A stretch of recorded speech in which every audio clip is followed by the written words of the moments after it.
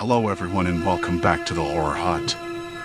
Before you drift off, it would be a nice idea if you could leave a comment to let me know where you are listening from. Please don't forget to give the video a like and subscribe to the channel.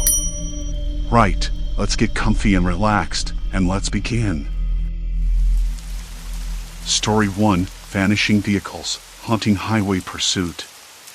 The night was quieter than usual, the kind of quiet that seemed to press in on the car from all sides.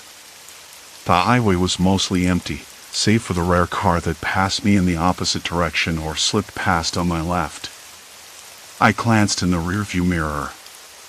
A silver sedan, headlights bright against the dark. It passed, and then gone. I blinked, expecting to see it fade into the distance like any other night, but there was nothing. No tail lights. No shimmer of chrome. Just the faint reflection of my own dashboard. At first, I thought it was a trick of the dim light that cast long, dancing shadows, maybe the angle of my mirror. I adjusted it slightly, then glanced back a few minutes later. Another car, this time a pickup truck. It passed, and again it vanished from the mirror within seconds, as if it never existed. I tapped the steering wheel lightly, a tiny laugh escaping me. Probably just headlights messing with my eyes, I muttered, but I couldn't shake the sticky feeling crawling up my spine. The road was one I'd taken dozens of times before, a shortcut through the outskirts of town that cut past old farms and stretches of woods.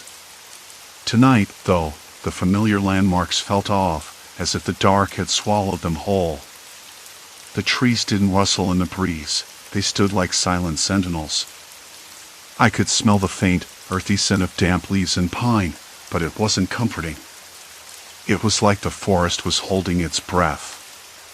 I tried to focus on the GPS screen glowing softly on the dashboard. It showed the route home, a simple line tracing my progress. Then the voice softened, recalculating route. I frowned. "No," I said quietly. "I don't want a new route." The screen blinked, then the path shifted, veering away from the highway and down a narrower road, one I didn't recognize. The name wasn't listed, just a thin gray line cutting through a patch of green. I should have stopped, turned around, or at least pulled over to check the map on my phone. The rational part of me screamed that this was a glitch, or maybe I'd taken a wrong turn back there.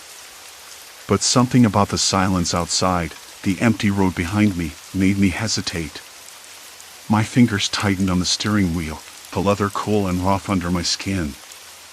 I chewed the inside of my cheek, trying to ignore the prickling sensation at the back of my neck. A few minutes later, headlights appeared behind me again, a red sedan, this time. I glanced back, and my stomach twisted. The car was so close, yet as soon as it passed, the rearview mirror showed nothing. No tail lights, no shape, no sign that it had even been there. My breath caught, shallow and quick. The road curved sharply to the left, and I slowed down instinctively. The GPS spoke again. "Continue straight for 2 miles, then turn right." I squinted at the screen.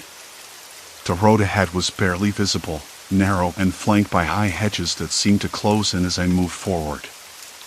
No street signs. No lights. The only sound was the hum of the engine and the low whistle of wind slipping through the cracks in the window. I tried the radio, hoping for some noise, anything but the oppressive silence. Static. Just static. I flipped through the presets. Nothing. The dial didn't even seem to pick up a signal. I tapped the button again, harder, then gave up and sat back in my seat. The leather creaked softly. Outside, a distant dog barked once, a sharp, lonely sound that bounced off the hills. I thought about calling someone, but my phone sat on the passenger seat, battery flashing red.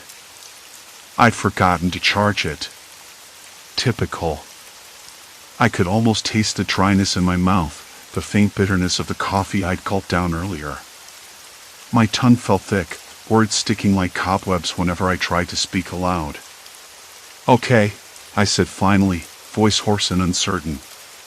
Just keep going. My hands trembled slightly, though I told myself it was just cold air sneaking in through the cracked window. The temperature had dropped, the chill settling deep into my bones. The road narrowed further. The hedges gave way to gnarled trees, their branches twisting like arthritic fingers just beyond the glow of the headlights. Shadows pooled beneath them, dark and shifting. A sudden rustle to the right made me jerk the wheel, heart hammering.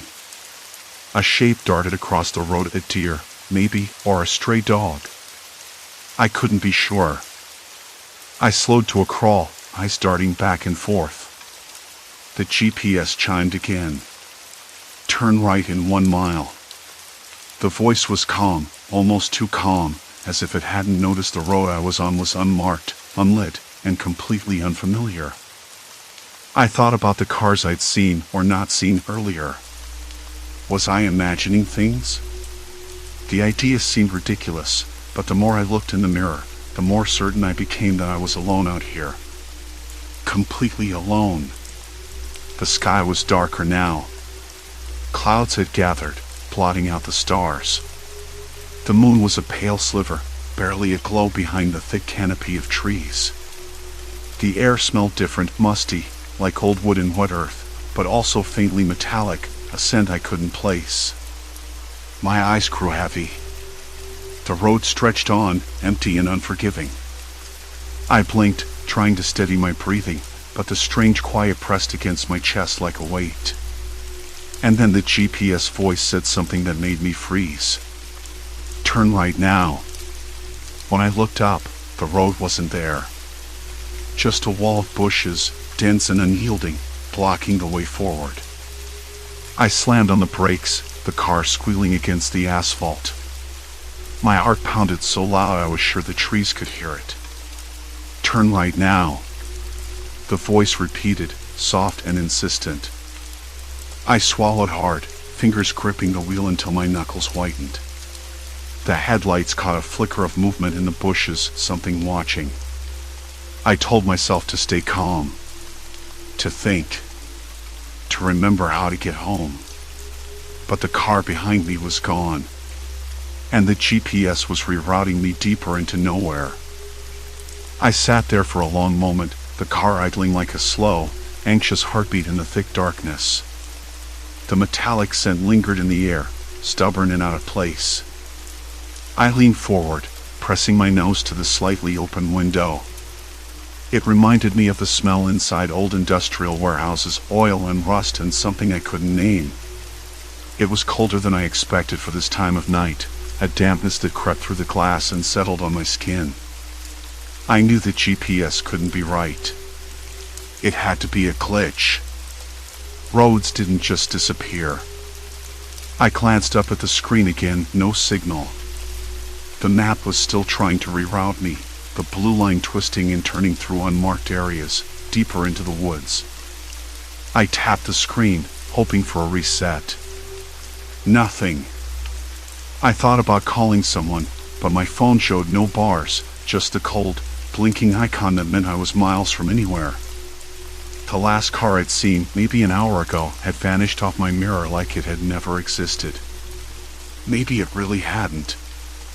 I considered turning around, but then the GPS voice came through again, softer this time, almost coaxing, turn right now. I swallowed hard and forced my foot down on the gas, veering toward the bushes like a fool. The car bumped up over a patch of uneven ground, scraping against branches. The headlights caught shadows that swayed just beyond the trees, but I couldn't tell if they were animals or something else. The road was a narrow dirt track, barely wide enough for one car, twisting and curling like a snake. The trees pressed in close on either side, their branches scraping against the roof and sides of the car with a dry, brittle sound. The air was thick with the smell of wet earth and decaying leaves, and the only sound was the crunch of tires on gravel and the occasional snap of a twig. I kept my eyes glued to the rearview mirror, but it was empty. No headlights. No tail lights. No other cars. Nothing. A sudden rustling made me jerk my head to the side. Something moved between the trees, just beyond the reach of the headlights. A figure, maybe? I blinked, but it was gone. I told myself it was a deer or some other animal, but it didn't feel right. There was a stillness to it, like waiting. Waiting for me. The dirt road wound on, and the GPS continued to reroute, its voice now a whisper under the hum of the engine. The map showed no names, just lines that ended abruptly in the dark. I was somewhere no one visited, and the thought sent a cold shiver down my spine. I pulled over for a moment, turning off the engine. The silence was sudden and absolute. No wind. No insects. No distant sounds of civilization. Just the quiet breathing of the car and my own ragged breath. I looked out the window into the blackness. Then, faint at first, I heard it, a low murmur. Voices? Whispering? Impossible, I thought. There was no one else here. I pressed my ear to the window, trying to catch words, but it was just fragments, indistinct syllables carried on the wind. My hands trembled as I grabbed a flashlight from the glove compartment and clicked it on. The beam cut through the shadows, illuminating the rough bark of the trees and patches of moss. Nothing but trees. I tried to shake the feeling, but my skin prickled, and the hairs on my arms stood up. I was not alone. A sudden crack made me jump, this time from right behind the car. I spun around in my seat, heart pounding. A pair of headlights appeared far down the dirt road, moving slowly toward me. Relief flooded through me. Someone else. But as the vehicle drew closer, my stomach dropped. It was an old pickup truck, rusted and dented, crawling along like it didn't want to be seen. The driver's window was down, and a man's face flickered in the beam of my headlights. His eyes caught mine, but there was no recognition in them. Just a blank, cold stare that chilled me to the bone. The truck slowed and stopped about 10 feet behind me. The engine idled low and steady. The man didn't move. I could see the outline of his jaw tightening, the way his hand gripped the steering wheel like he was waiting for something. I said, "Hey," my voice cracking. "Are you okay?" No answer. Just silence. I reached for the door handle but hesitated. Something didn't add up. The man's face was expressionless, but there was something about the way he watched me, like he was calculating, weighing. The truck's radio crackled suddenly, a burst of static followed by a voice, low and hurried, too faint to make out words clearly. The man's head twitched toward the radio as if he was listening to something urgent. I glanced back at the GPS. The route hadn't changed. It still urged me deeper into the woods. My throat tightened. I couldn't stay here. Not with that waiting in the shadows behind me, and not with this man who looked more like a ghost than a person. I put the car in reverse, headlights illuminating the truck's cold, empty stare. The radio crackled again, and the man's lips moved silently. I didn't wait for a second chance. The car lurched backward, tires spinning on loose gravel. The truck didn't move. Didn't follow. Just sat there, watching. I pulled back onto the road and slammed the car into drive. The GPS recalculated, this time taking me off the dirt path and onto a narrow strip of cracked asphalt. The trees gave way slowly to an open stretch of land where the air smelled less metallic and more like pine and damp grass. I exhaled hard, but the relief was fleeting. The radio on the truck had stopped crackling. The man was gone. The road ahead was empty again. No lights behind me. No voices. No sign of the stranger or the pickup. Still, I knew I wasn't alone. Something was out there, watching, waiting for me to make a wrong move. And the GPS was leading me right into it. I gripped the wheel tighter and forced my eyes up to the road ahead. The calm was an illusion. Storm clouds were gathering, and I was driving straight into the heart of them. The sky darkened like a bruise, heavy and low. I glanced at the rearview mirror. Nothing. No headlights. No reflection of any car or truck. The road behind me was swallowed by shadows. It wasn't just that the other vehicles disappeared quickly anymore. Now, it was like they never existed at all. The last few had vanished before I even had a chance to register their presence. I wasn't imagining it. I was certain. The world was shrinking, tightening around me, folding in. The GPS voice was calm, too calm. Turn right in 500 feet. It didn't sound like itself anymore, like the mechanical reassurance was strained beneath the surface, a thin veneer over something else. I tried to switch it off, but the screen just flickered and rerouted me deeper into unmarked territory. No highways, no towns, no friendly exit signs. Just a lonely ribbon of road swallowed by thickening woods. I told myself there had to be a reason. Maybe a detour for construction or a fallen tree. Maybe I was just tired. The clock on the dashboard read 11:37 p.m. I'd been driving for hours, and exhaustion was a clever trickster. But the unease settled in my chest like a stone, heavy and cold.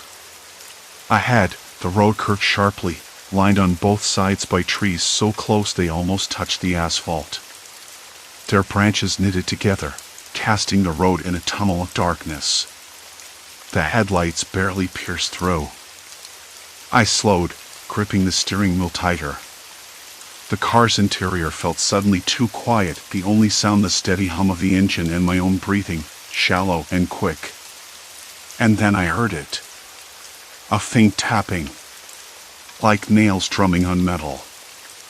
I froze. The sound was coming from the roof. The rain hadn't started, but something was tapping, slow and deliberate. I glanced up through the windshield, nothing but shadows. A quick glance in the rearview mirror, still empty, still black. My hand slid from the wheel to the door handle, fingers trembling. The tapping continued, steady and unnerving. I swallowed hard and spoke out loud, a poor attempt to break the silence. "Hello? Is someone there?" No answer. The tapping stopped. Silence. Complete silence. I exhaled, trying to convince myself it was a branch brushing against the car or a loose piece of trim. But my skin prickled, goosebumps rising despite the sticky heat. I kept moving, eyes darting from side to side, searching for anything out of place. The GPS chimed again. In 200 feet, turn left. No street name. No landmarks. Just a sharp left into the dark. I hesitated. This wasn't a road I recognized. The map on the screen was blank, save for a tiny blinking dot that represented me. The dot was moving further away from civilization, from the highway, from any sign of life. I wanted to turn around. I wanted to drive back the way I came, follow the cracked asphalt back to the open stretch, back to the fading glow of distant headlights. But the GPS insisted. Left in 200 feet. Left in 100 feet. I blinked, the tension knotted tight in my stomach. And then I saw it. A figure standing at the edge of the trees where the road bent sharply. Too still. Too tall. Just a dark silhouette against the deeper black of the woods. I slammed on the brakes, tires skidding briefly on loose gravel that hadn't been there moments before. The car jerked to a stop just before the turn. The figure didn't move. Didn't blink. My breath hitched. I scanned the side mirrors. Nothing else on the road. No lights. No cars. No other people. The tapping started again, this time from the passenger side window. Faster. More insistent. I stared at the glass, heart hammering against ribs as if trying to escape. "Who's there?" I said, voice cracking under the weight of the night. The tapping stopped once more. I dared to glance out the window. No one. I spun back to the windshield. The figure was gone. I tried the door handle. Locked. All of them locked. I pressed the button to roll down the window. Nothing. The power was off. The radio, the interior lights, even the GPS flickered and died for a moment before the screen switched back on, blank except for the blinking dot. I leaned forward, jaw tight, trying to steady my hands. The air inside the car felt thick, almost suffocating. My throat was dry, but I couldn't drink. The bottle of water was sitting in the cup holder, untouched. The GPS voice returned, cold and mechanical again. "Turn left now." I didn't move.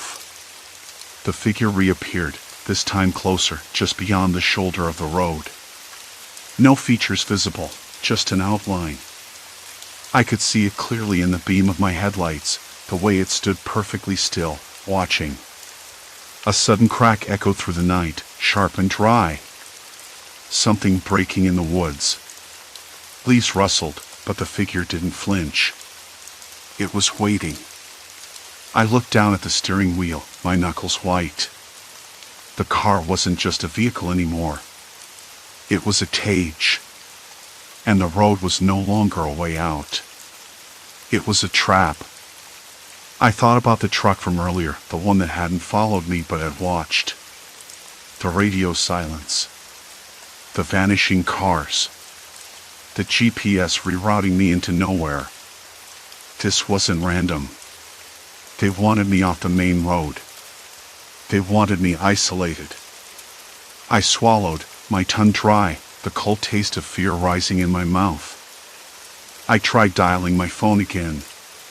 No signal. Not even the faintest bar. I glanced at the battery, still half full, but useless here. I considered my options. None of them good. I could stay put and wait for help, but the woods were alive with unknown sounds, and the figure was still there, silent and unmoving. I could try to reverse, but my mind screamed that I'd just be running deeper into their trap. I could follow the GPS, but that was like walking into a trap blindfolded. The tapping resumed this time, from the roof again, then the hood, then the windshield. Then a voice. Low, rough, barely more than a whisper, carried on the wind. "Keep moving." I spun the wheel and steered into the left turn the GPS demanded. The road narrowed even further, bordered by thick brush scraping against the car. The headlights caught a flash of something, bright eyes. A reflection? I blinked, and it was gone. The air grew colder, the dampness seeping through the windows and into my bones. The smell changed again, now sharp and sour, like something decaying beneath the earth. The car's engine sputtered once, twice. I slammed my hand on the dashboard. Come on, come on. The engine caught again, but the threat felt closer now, closer than before. I realized then, there was no turning back. The GPS had led me here intentionally. They had planned this. This wasn't about lost drivers or wrong turns. It was about control. And I was caught in the middle. Ahead, the road ended abruptly at a rusted gate, chained and padlocked but with the lock hanging open. Beyond it, a dirt path wound into total darkness. The GPS blinked off. The car's interior lights flickered. And the tapping started again, this time steady, insistent, relentless. I gripped the wheel tighter, knuckles aching.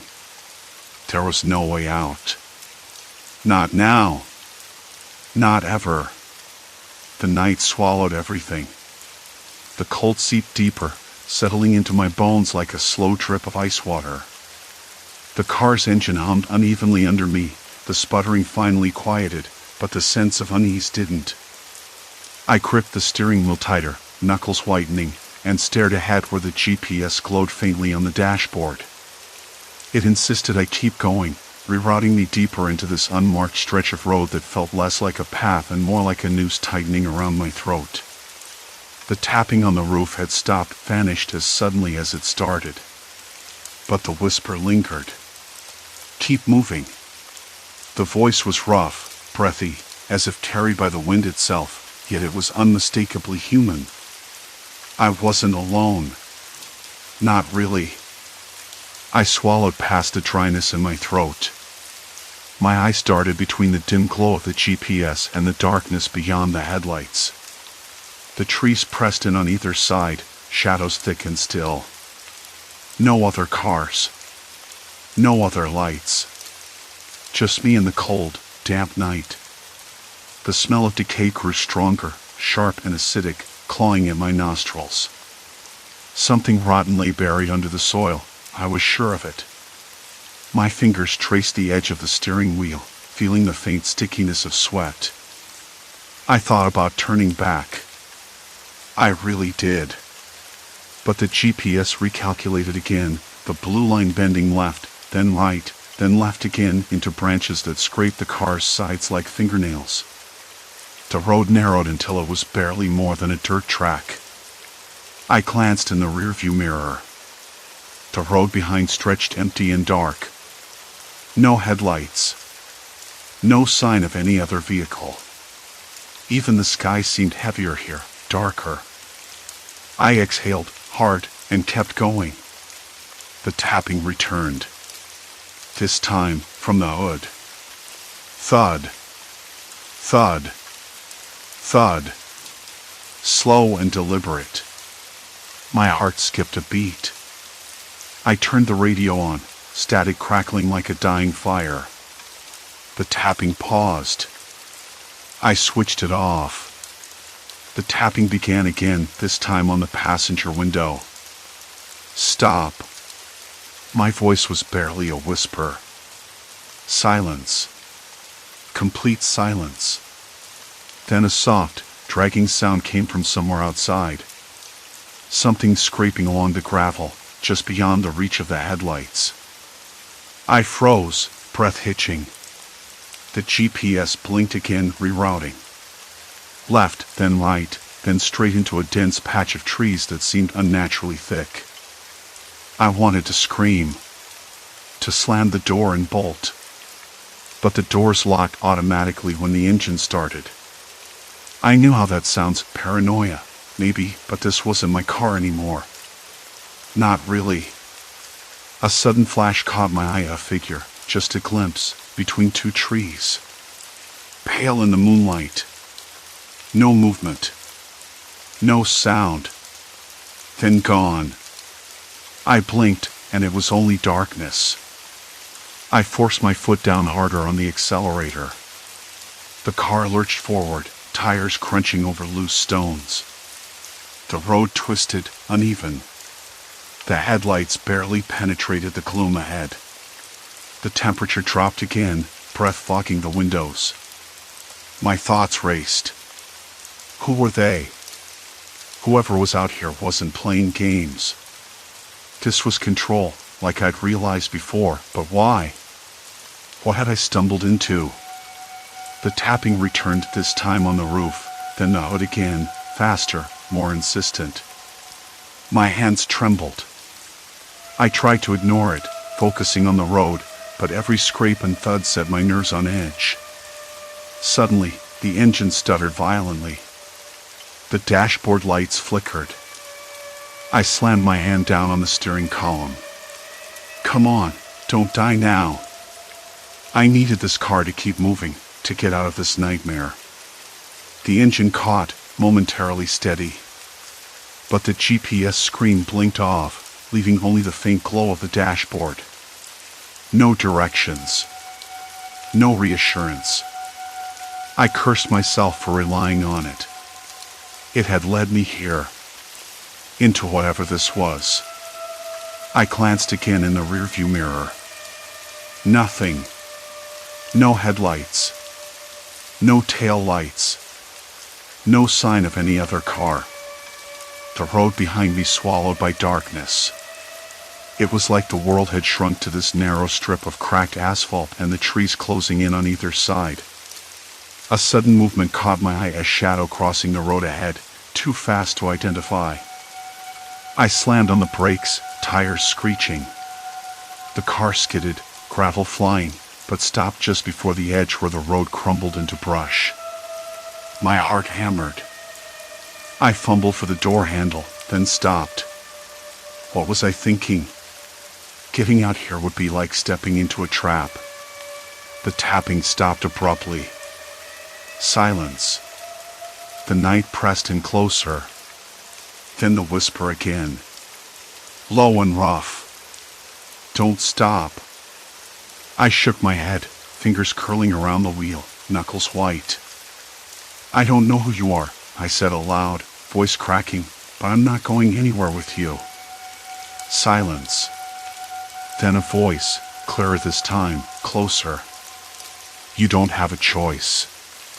The words echoed through the car, through the cold air, twisting into something cruel. I swallowed hard, sweat slick on my palms. Then the headlights behind me flickered to life. Not far. Not distant. Right there. The engine roared again, steady now, and the GPS blinked back on, glowing with a new route straight ahead into the darkness. I pressed the gas. The car surged forward, tires biting into the gravel, the trees whipping past. The headlights behind me followed, steady and relentless. I didn't look back. Not once. The road was still slick with rain when I finally stopped. I rested my forehead against the steering wheel, tasting the stale remnants of my last sip of water. The cold sweat on my neck made me shudder despite the warmth of the heater.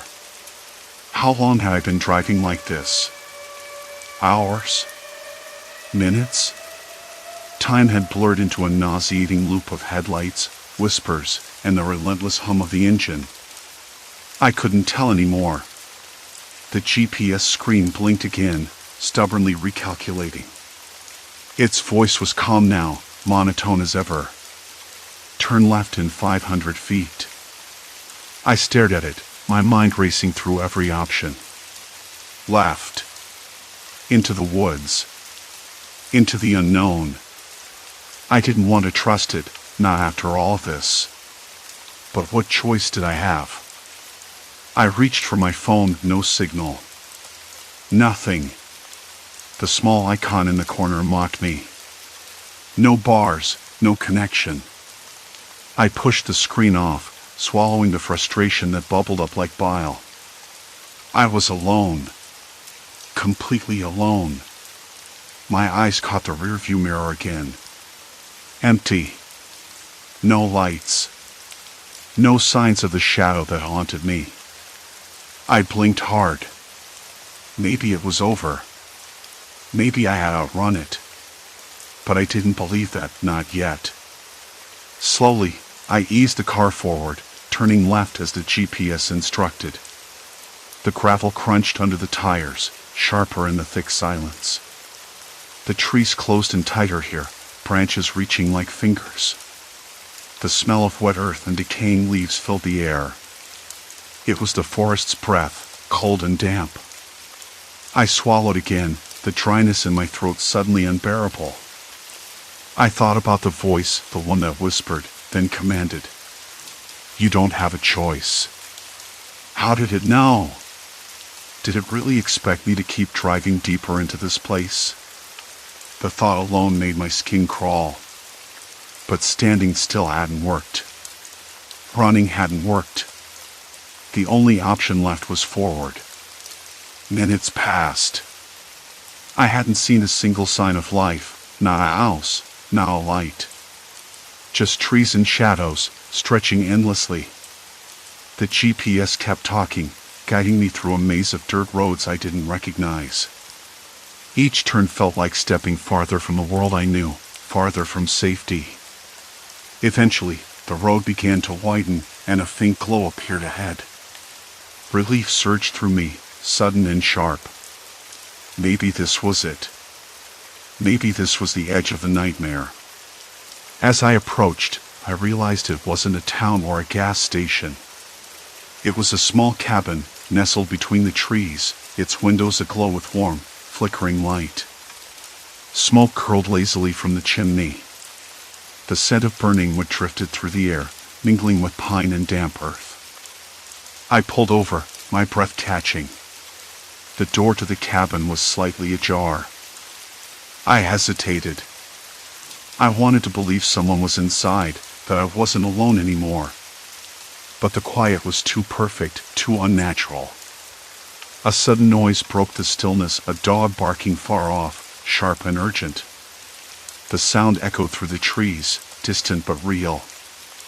I took a deep breath, my fingers gripping the steering wheel until my knuckles turned white. I needed to get out of the car, but the weight of what I'd been through held me back. I sat there, heart pounding in my ears, trying to steady myself. The voice had said I didn't have a choice. Maybe that was true.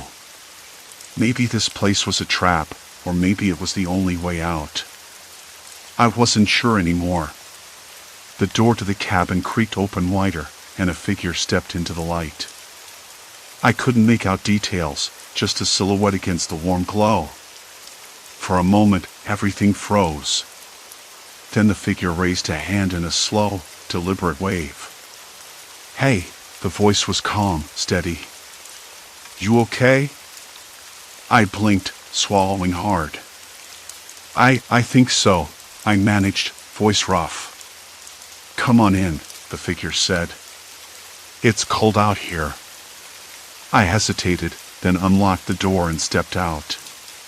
The cool night air hit me, crisp and sharp. The ground beneath my feet was soft, covered in pine needles and moss. The smell of the cabin grew stronger, with smoke, old fabric, something faintly sweet. Inside, the warmth wrapped around me like a blanket. The floor was worn wood, the walls lined with shelves of books and odd trinkets. A fire crackled in the hearth, casting dancing shadows that seemed to breathe with life. The figure, an older man, maybe in his 60s, motioned for me to sit. "Name's Henry," he said, eyes kind but tired. "You're lucky I found you." I sank into a chair, exhaustion pulling at my limbs. "Found me? How?" He shrugged. "I keep an eye on this road. People get lost out here all the time, especially at night." I nodded, the knots in my stomach loosening just a bit. I thought someone was following me." Henry's gaze sharpened. "You're not the first. But it's not ghosts or monsters out here. Just people. People who use the dark to scare folks off the road. To keep them away." I swallowed again, the pieces clicking together in my mind. The whispers, the taps, the vanishing cars. It was a game. A warning. A trap. "Why?" I asked quietly. Henry shook his head. "Old grudges. Land disputes. Fear. Sometimes just boredom. People get desperate in places like this."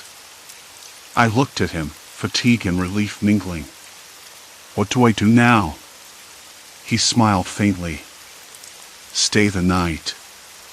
Rest. Tomorrow, you'll find your way back. I'll help you." I wanted to believe him. Needed to. The terror that had clung to me so tightly all night began to ebb, replaced by a tentative hope. Maybe the nightmare was over. But as I sat there, watching the fire flicker, I realized something else had changed inside me. The road had taken more than just my direction. It had taken my trust, my sense of safety. It had stripped away the certainty I'd carried for so long. and I wasn't sure I'd ever get it back. The next morning, the sky was pale and still damp with rain. Henry brewed coffee that smelled like earth and caramel, the steam curling in the cool air. We sat on the porch, wrapped in blankets, watching as fog lifted from the trees. "I'll drive you back," he said. "But you'll have to promise me something." I looked at him, curious and cautious. "Next time you think you're alone out here," he said, "remember there's always someone watching. Not all of them want to help, but some do. You just have to find the right ones." I nodded slowly, the weight of his words settling deep. "I will." As we drove back toward the highway, the trees thinned and the familiar hum of the world returned. The GPS was silent now, its screen dark. My hands gripped the wheel, steady this time. I didn't look back. But the road behind me still felt alive, a living memory that whispered in the spaces between my breaths. I was changed. Not broken, but marked. And I knew the echoes of that night would follow me for a long time. Story 2, Devoured by the Earth, Truckers' Deadly Sinkholes. The highway stretched out like a ribbon of cracked asphalt, thin and wavering under the late afternoon sun. Sinkholes up ahead, roads closed past mile marker 42. "Turn back, folks. Serious danger." I caught the warning just as I was passing the faded green mile sign, its paint chipped and peeling. My hands tightened on the wheel. Sinkholes. The word carried weight, a sudden jolt in an otherwise unremarkable stretch of highway. I glanced in the rearview mirror at the empty road behind me, then pulled off at the next exit, hoping to find another way. The air smelled faintly of dry pine and dust, the kind that sticks in your throat and makes your eyes water. There was a faint warmth to the breeze, but it carried something else, a metallic tang I couldn't quite place. Maybe it was just the smell of old gravel and rusted guardrails. I shook my head, trying to clear the odd taste from my mouth. I found a narrow back road marked only by a cracked wooden sign that leaned crookedly, the letters mostly worn away. The road was barely wide enough for one car, the edges fraying into weeds and dirt. The tires crunched over loose stones, and the suspension groaned in protest.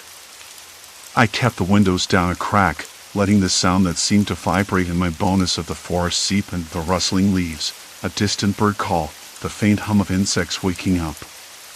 The CB radio crackled again. Sinkholes swallowing trucks. "Don't try the main road. Turn around while you can." The voice was frantic this time, breathless with panic. I swallowed hard, a cold trickle running down my spine.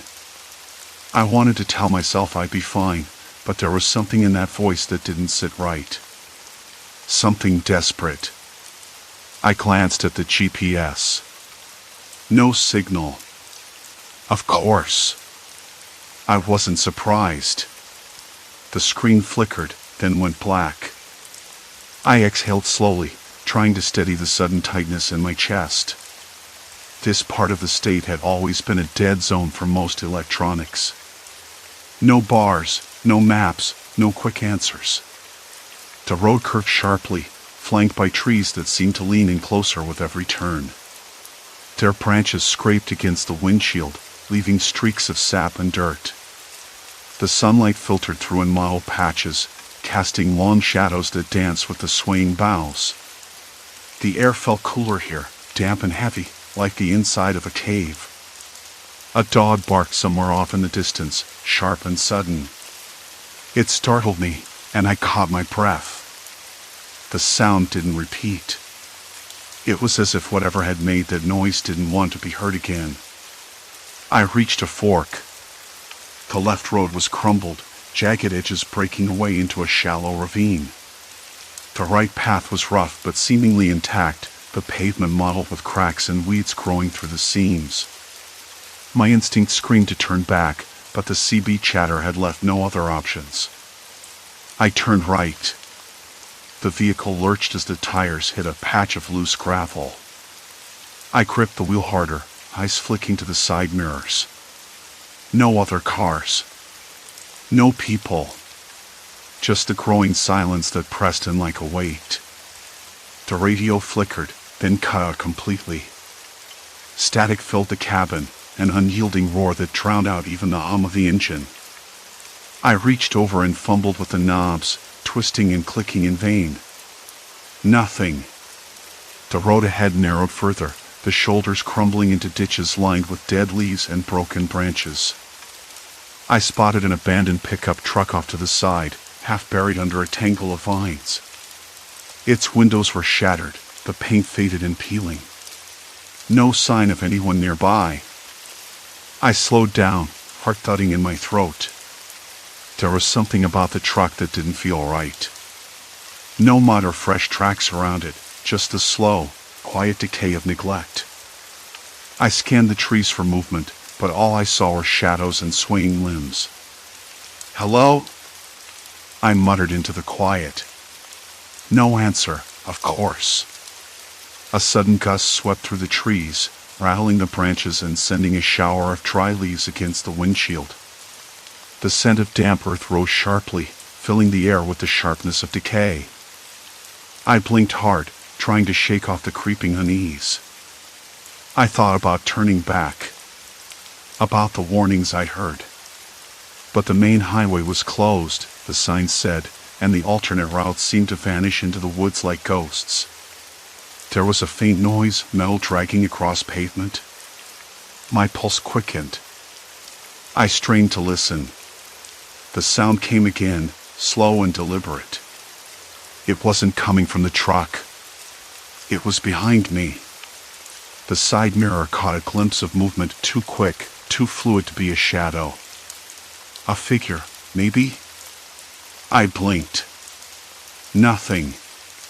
The road ahead ended at a rusted gate, chained and padlocked. I rolled to a stop, the engine ticking as it cooled. Behind the gate, the pavement crumbled into a sinkhole, dark and yawning, swallowing the road like a hungry mouth. No signs. No warnings. Just the sudden void. I sat there, the silence pressing in, thick and suffocating. The radio remained dead, the forest still except for the occasional rustle of leaves and the distant, fading bark of a dog. I didn't know what was out here. Didn't know who had disappeared, or why.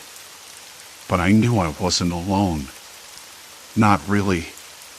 And somewhere, just beyond the edge of the sinkhole, something was watching.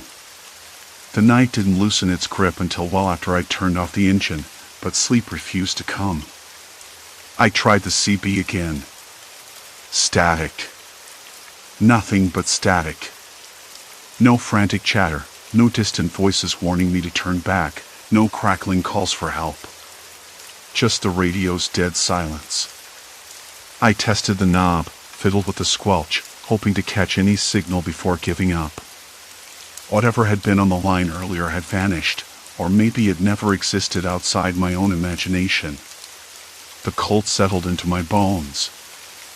I stepped out, the gravel crunching under my boots. The gate loomed ahead, rusted and stubborn, chained tightly. I ran my fingers along the metal, rough, cold, neglected. No signs, no notices, no official-looking warnings other than the yawning void behind it. The sinkhole swallowed the road in a slow, terrifying curve, like the earth had fractured and given up. I remembered the stories I'd caught on the CB earlier, drivers disappearing, detours leading nowhere, stretches of highway turning to ruin. The idea of sinkholes wasn't new, but the pattern didn't sit right. A natural disaster wouldn't care about road signs or warnings. Someone was controlling this, or at least trying to. I needed answers. The night pressed on. I pulled my jacket tighter around me, breath puffing out in white clouds. The woods surrounding the highway were dense, shadows pooling between the trees. I scanned the tree-line carefully, searching for movement, for any sign of life, but the forest looked abandoned. No eyes glittered in the dark, no shapes shifted in the underbrush. Still, the feeling lingered, something watching, waiting. Not a ghost or a beast, something more deliberate. I stepped back into the truck, my hands trembling slightly as I closed the door. The radio flared suddenly, static, then a broken voice. "Hole ahead, road closed, turn back." The message cut off, leaving a hollow echo. I grabbed the mic. "This is Alpha 3. What's the condition ahead?" Repeat. Silence. I cursed under my breath. The CB was useless, or worse, someone was playing with it. I decided to follow the detours mapped out on my worn paper map, the only reliable guide I had. The first detour led me down a gravel road, narrow and twisting between thick stands of trees. Moonlight barely penetrated the canopy, and the air smelled of wet moss and decay. The truck bounced over piles and loose stones. Every few hundred yards, I passed warning signs, faded and peeling, but they were vague, just generic road closed notices, no explanations. After a while, the gravel gave way to a patch of asphalt. At first, it looked normal. Then I saw it, cracks spiderwebbing across the surface, some wide enough to catch my tires. The edges were crumbling, bits of tarmac falling away into the ditch. The road seemed to sag in places, as though the earth beneath was shifting. I stopped and stepped out again. The smell here was different, sharp, metallic. Like rust and oil mixed with something else, something sour. I crouched and ran a hand over the broken pavement. It felt brittle, unstable. A rustling from the bushes made me spin around. Nothing. Just the wind, or was it? The hairs on my neck stood up. I climbed back in, the truck's interior suddenly too small, too fragile. I kept moving, following the detour signs as they led me deeper into the wilderness. The farther I drove, the stranger it got. I passed a deserted gas station, its pumps cracked and covered in vines. The building sagged, windows shattered, the door hanging open on one hinge. Inside, the air was thick and stale, mixed with the faint smell of gasoline and old paper. A yellowing newspaper lay on the counter, dated 3 months ago. The headline was faded, but the words caught my eye: "Local man vanishes near Sinkhole." I swallowed hard. The pattern was clear, and the stakes were rising. Outside, silence. Complete silence. Something nagged at me, an itch in the back of my mind that wouldn't go away. I couldn't shake the feeling that this place was a trap, a carefully constructed maze designed to confuse and isolate. Back on the road, the detour signs led me toward an old bridge, its steel beams rusted through and warped. The pavement ended abruptly at the far end, crumbled into a pit of darkness. I stopped again, heart pounding. The bridge groaned under the weight of the truck. The wind picked up, carrying the faint sound of voices, distant and distorted. I rolled down the window. The voices faded, replaced by the creaking of the bridge and the rustle of dead leaves. I turned around, eager to put some distance between me and the broken crossing. Then I saw it. A figure standing at the edge of the woods, just beyond the tree line. Tall, still, watching. No movement, no recognition, just a silhouette framed by the moonlight. I blinked. The figure vanished. I rubbed my eyes, wondering if I was losing it. The isolation was giving to me. Maybe exhaustion, maybe hunger, maybe fear. I'd been on the road too long, chasing shadows and warnings. But then my radio crackled again. "Help, trapped, sinkholes not natural." The voice was weak, desperate. I grabbed the mic. "Where are you?" "Who is this?" Silence. The truck's headlights pierced the darkness ahead, illuminating the cracked pavement and the endless woods beyond. Somewhere out there, someone was in trouble, or worse. I couldn't turn back. Not yet. Not when the answers were so close. I started the engine, the vibrations humming through the cab, and pressed forward into the gathering storm. The truck's engine thrummed low beneath me, a constant reminder that I was still moving forward, though all I wanted was to stop, to close my eyes and pretend none of this was happening. I glanced in the rearview mirror. Nothing but darkness and the faint outlines of trees leaning like silent sentinels. No headlights. No tail lights. Just me, alone, or so I thought. The road twisted ahead, a scar on the earth, patches of pavement crumbling into jagged holes, like the ground was breathing and ready to swallow me whole. I tried the detours, every side road a dead end, overgrown or washed out, or worse, just more broken asphalt leading nowhere. It wasn't random. Someone had been here before me, and now they were gone. Vanished. No signs, no wreckage, no clues. Just empty silence. I told myself I wasn't imagining it. The figure at the tree line hadn't been a trick of the light or exhaustion. It had been real. Watching. Waiting. I rubbed my eyes again. The dryness stung. I needed water. I needed to think. A new voice came through the radio, clipped and sharp, cutting through the static like an item. Road closed. All routes compromised. Avoid the area. Repeat, avoid the area. The voice cracked off, then came back, this time distorted, almost garbled. Sinkholes not natural. People missing. Don't. The radio died, leaving me alone with the drone of the engine and the rustling of dry leaves skittering across the cracked highway. I pulled over to the shoulder, the gravel crunching under the tires. The smell of damp earth mixed with something else, oil? Burnt rubber? I couldn't be sure. The night air was thick, almost suffocating. I stepped out, the cold biting through my thin jacket. The beam from the truck's headlights caught movement, just a flicker, and then nothing. No animals, no wind, just that same unsettling stillness. I thought about calling for help, but my phone had no signal. No surprise there. Remote highways weren't meant for comfort or safety. They were meant to be forgotten. I sat back down behind the wheel, the radio crackling again. This time, clearer. Listen up, whoever's out there.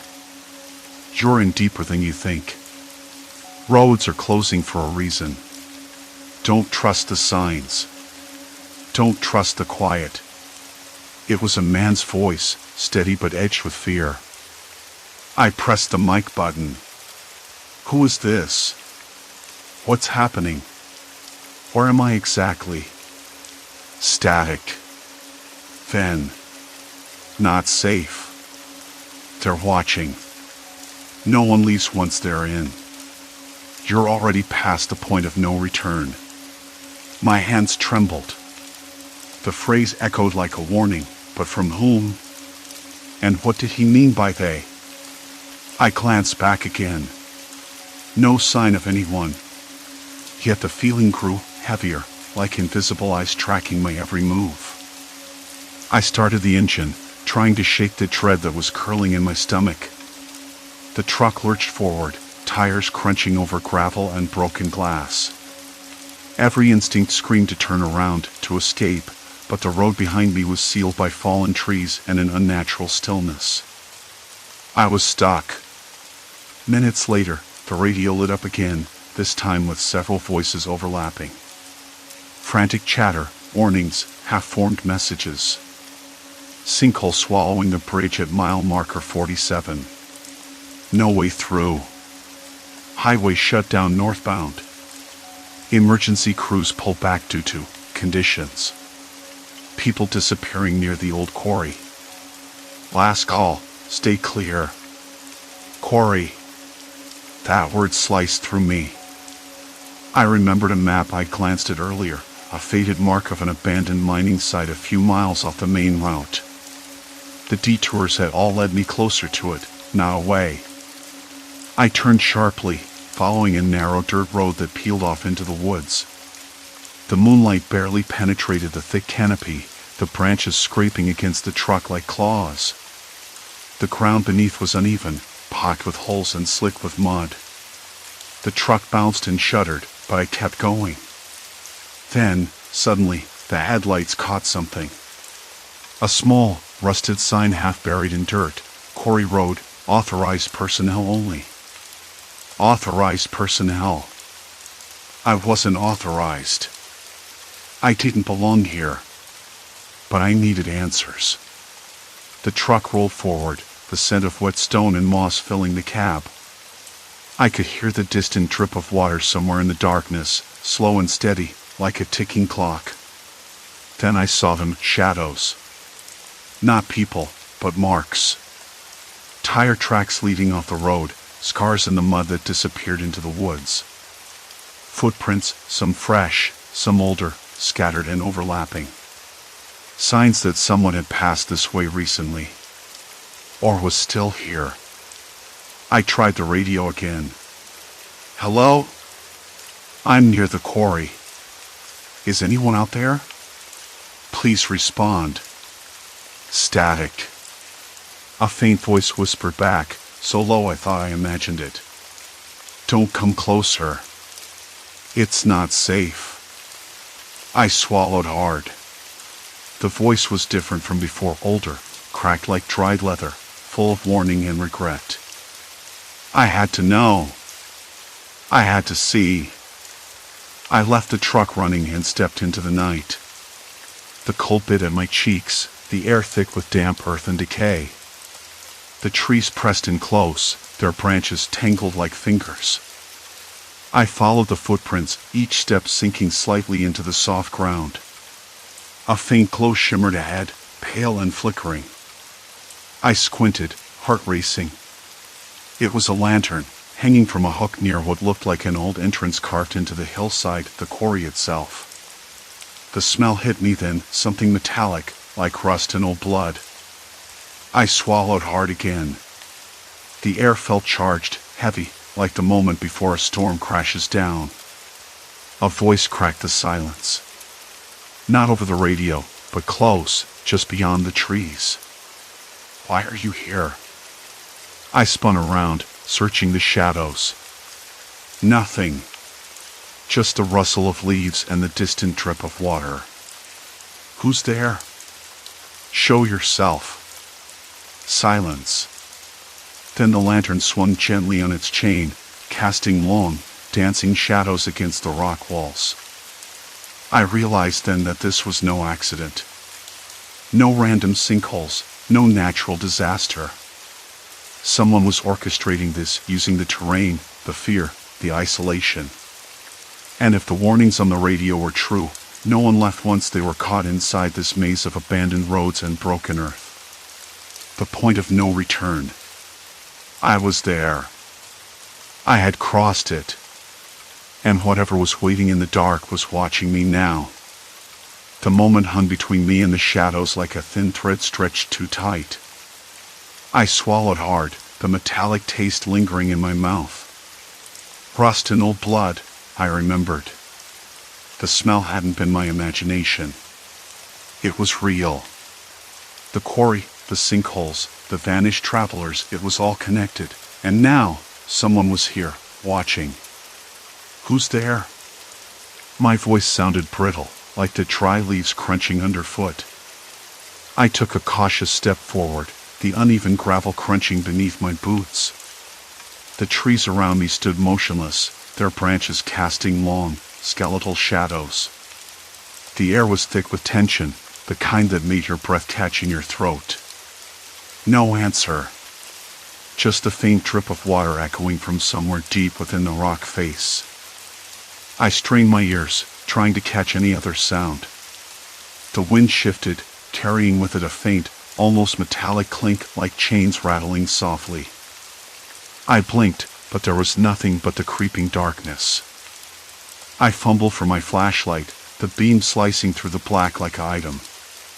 The light caught the rough surface of the quarry wall, streaked with dark stains that I didn't want to identify. Then, just beyond the edge of the dim light that cast long, dancing shadows, something moved, a flicker, a shadow that didn't belong. I froze. My hands trembled, and I forced myself to take a deep breath. Look, I don't want trouble. I'm just trying to get through.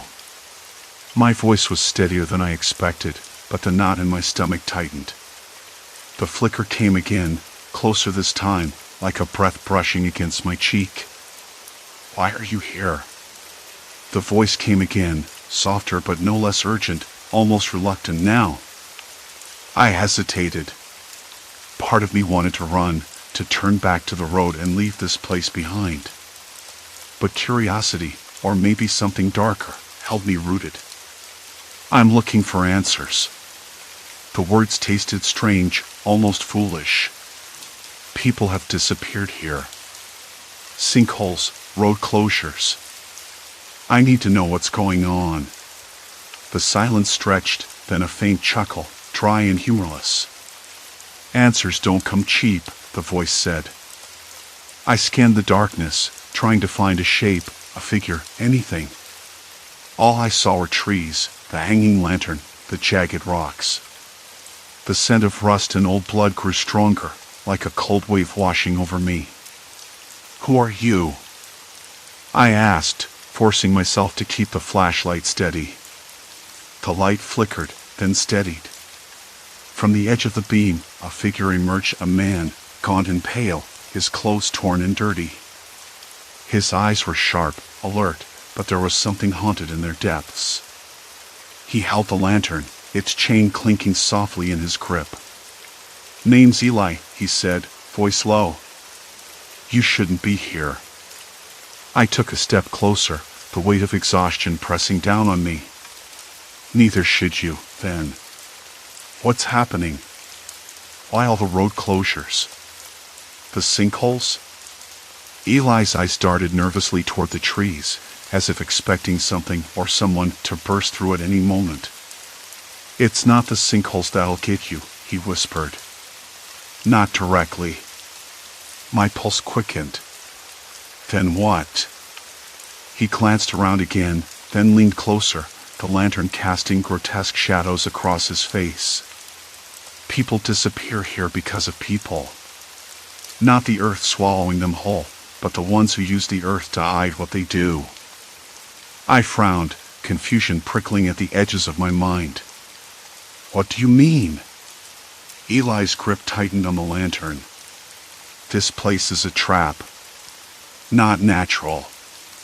Someone's been using the sinkholes, covering tracks, hiding bodies. The road closures? They're not warnings. They're warnings to keep you out. The hair on my neck stood up. So, who? Who's behind this? He shook his head, eyes darkening. I don't know all of them. But there's a group, a network. They control the roads, the radios, the rumors. They keep the rest of us out, keep us scared, keep us silent. I swallowed hard. And the people who vanished? Gone. Buried, hidden. No rescue. No trace. A sudden rustle in the underbrush snapped both our heads toward the sound. The flashlight beam darted, catching nothing but shifting leaves. Did you hear that? I whispered. Eli nodded, eyes narrowing. They're close. Always watching. A cold sweat broke out across my back. The weight of the lantern seemed heavier now, like it anchored Eli to this nightmare. I forced myself to steady my breathing. What do we do? He looked at me, the flickering lantern light revealing a grim resolve. We get off this mountain. But not the way you came. I shook my head, heart pounding. The roads are closed. Sinkholes everywhere. There are old paths, Eli said, voice almost a growl. Forgotten trails, hidden by brush and fear. Dangerous, but safer than the roads. I hesitated. The idea of trekking through unknown woods in the dark felt reckless. But staying meant waiting for whoever or whatever was out there. "Lead the way," I said, voice barely steady. We moved carefully, Eli's lantern bobbing ahead, casting long shadows that twisted and writhed with every step. The air grew colder, damp with a faint metallic tang that clung to my clothes and skin. Every snap of a twig, every rustle in the bushes tightened the coil of tension inside me. I kept glancing behind, certain I'd see eyes watching, silhouettes lurking just beyond the light. But there was only silence. Complete silence. The trail narrowed, roots and rocks grabbing at our boots. The trees pressed in, branches scraping against my jacket, leaves damp and cold against my neck. Suddenly, Eli stopped, shushing me to silence. Ahead, a faint glow pulsed through the trees, a flickering light, unnatural and rhythmic, like a beacon. "What is that?" I whispered. "Trouble," he said grimly. "They know we're here." My breath hitched.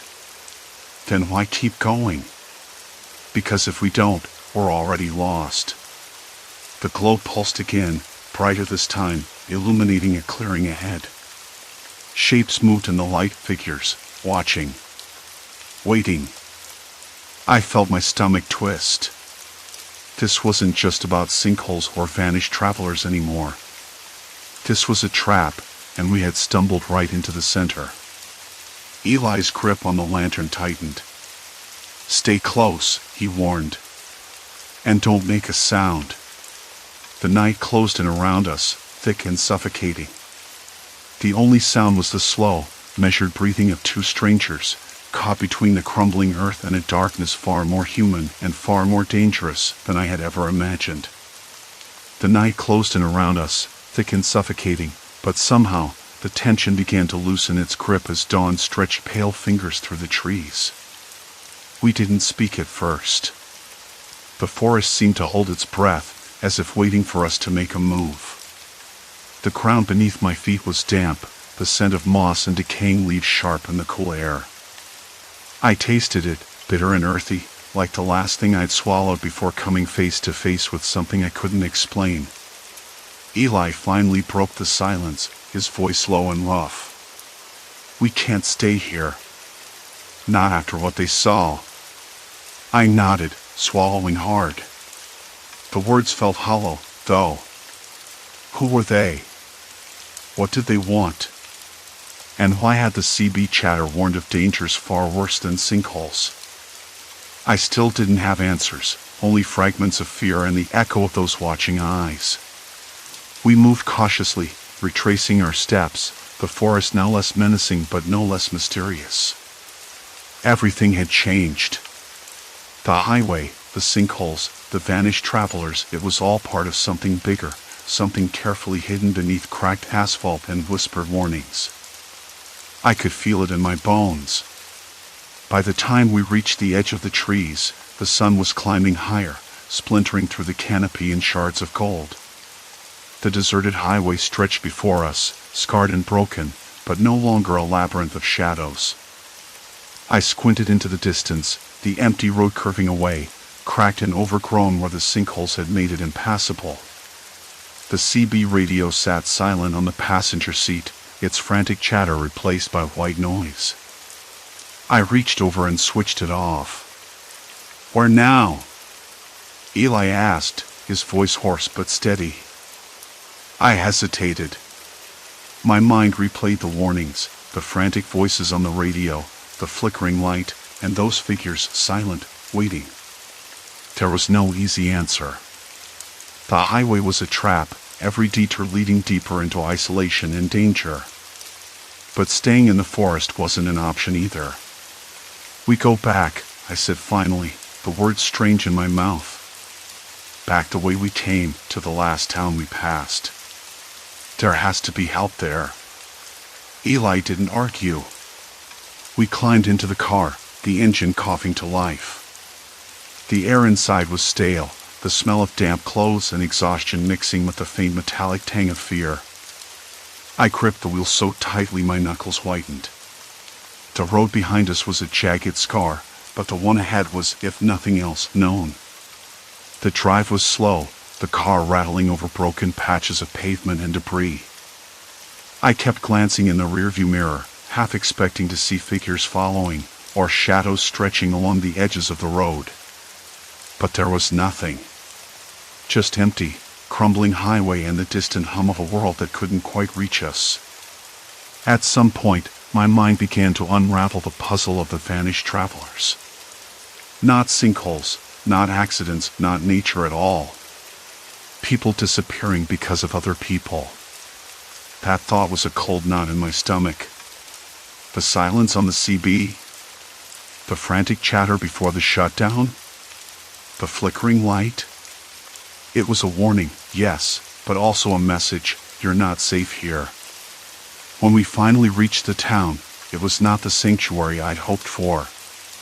The streets were quiet, the storefronts shuttered, and the air carried a stale stillness that felt more like waiting than peace. I found the small police station, a squat building with peeling paint and a faded sign. Inside, dust motes floated in the sunlight, and the scent of old paper and damp plaster filled the air.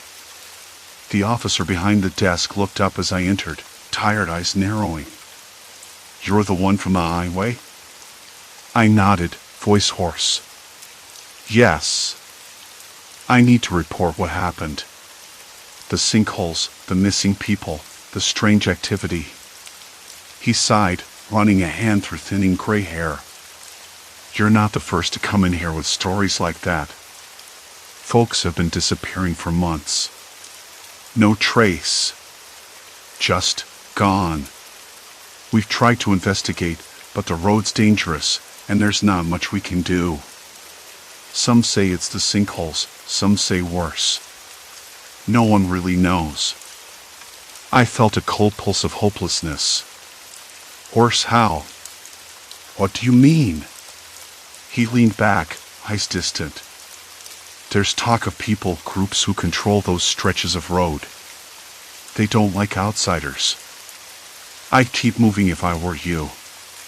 That highway's not just broken pavement, it's broken lives." The words hit harder than I expected. Broken lives. The thought of those vanished travelers, swallowed by more than the earth itself, tightened my chest. I realized then how little I had understood. The danger wasn't just the landscape, it was the people lurking in its shadows. Later, sitting alone in a cheap motel room, I replayed everything in my head. The frantic CB chatter, the flickering light, the silent watchers in the clearing. I realized I'd been lucky, barely. The highway wasn't just hazardous because of sinkholes, it was a corridor controlled by fear and silence. And crossing it meant risking being erased from the map entirely. I stared out the grimy window at the fading light, the distant hum of an engine somewhere beyond the town.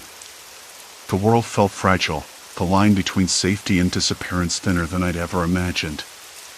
Sleep came fitfully, haunted by echoes of voices and shadows. When I woke, the first thing I did was turn on the CB radio again. Static. No chatter. But I was different now, wary, watchful, changed. I packed my things, the motel's musty smell clinging to my clothes. Before I left, I scribbled a note, folded it carefully, and slipped it under the windshield wiper of the car parked in the lot. A warning. A record. To anyone who might come after. If you hear the chatter, don't answer. Don't follow the glow. The road takes more than your time. Driving away from that town, the road ahead was uncertain, but I carried a hard-won clarity. The highway was a trap, yes, but not an inescapable one. Not if I kept moving, kept watching, and remembered what I'd seen. The sinkholes remained, yawning and cruel, but the real danger had been human all along. Fear, control, the silence of those who vanished without a trace. I would carry their memory with me, a reminder that some roads are best left untraveled and some warnings must be heard, even when the voices fall silent. As the sun dipped low behind the hills, casting long shadows over cracked pavement, I felt the strange, steady pulse of survival. The road had tried to break me. It hadn't succeeded. Not yet. And maybe, just maybe, that was enough. Story 3, Silent Retaliation, the apartment's haunting taps. I never minded the noise. The city had its own rhythm, a constant hum that settled into the background like an old song you barely noticed until it stopped. The distant wail of sirens, the low rumble of late-night traffic, muffled laughter spilling out from open windows, I was used to it all. That was until the night I finally called the landlord. It was just after 11, and I had just settled onto the threadbare couch that had seen better days. The apartment was cool, the evening air slipping in through the cracked window, carrying the faint scent of rain and exhaust fumes. I was halfway through a book, the pages soft and slightly curled from humidity, when it started. A tapping. Light, almost polite. Tap. Tap. Tap. At first, I thought it was the old radiator knocking, common in these buildings. But this tapping was different. It wasn't steady, more like a hesitant Morse code, like someone trying to get my attention without making a scene. I sat up straighter, listening. The tapping stopped. Silence. Then, from somewhere beneath the floor, if I had to guess, I heard something else. Whispers. Not the usual murmurs from neighboring apartments, but voices so faint they could have been shadows. They tickled the edge of hearing, a string of words too soft to catch but sharp enough to rile my nerves. I blinked hard, the room suddenly colder. The yellow glow from the street lamp outside flickered through my window, casting strange shadows on the cracked plaster walls. My hands trembled slightly as I set the book down. I pushed the couch away from the wall and knelt, pressing my ear to the floorboards. No sound. Just the faint thump of my heartbeat. I told myself it was nothing. Maybe the building settling again. Or some neighbor pacing late at night. But the whispers stayed. And the tapping returned, more persistent now, like a heartbeat in a shell pressed against my ear. By the time midnight rolled around, I was exhausted and uneasy. I could taste the metallic tang of stress on my tongue, bitter and sharp. My throat felt dry, the kind of dryness that comes from holding back words you don't want to say out loud. I lay back on the couch, staring at the ceiling, feeling the vibrations under my feet, subtle, but there. When I called the landlord the next day, I expected an annoyed sigh, a promise to remind the tenants upstairs to keep it down. But what I got was a clipped, almost rehearsed response. We haven't had any complaints before. I'll look into it. No warmth. No real interest. That night, I thought maybe the noise would stop, but it didn't. The whispers crept in again, this time layered with a faint tapping that seemed to move around the room, shifting from wall to wall, ceiling to floor. I caught fragments of words. You hear it, don't you? They're watching. Stay quiet. I could have sworn I heard my own name. I didn't sleep. Instead, I sat by the window, the cool glass sweating under my palm, watching the streetlights flicker and the shadows dance. The city was alive, but something in it felt wrong, like a slow, deliberate pulse beneath the surface, a secret code waiting to be deciphered. The next morning, I checked the walls and floors more carefully. Nothing visible. No holes, no wires, no speakers. Just the usual cracks and faded paint. But the tapping persisted, always just out of sight but never out of reach. I started noticing other things.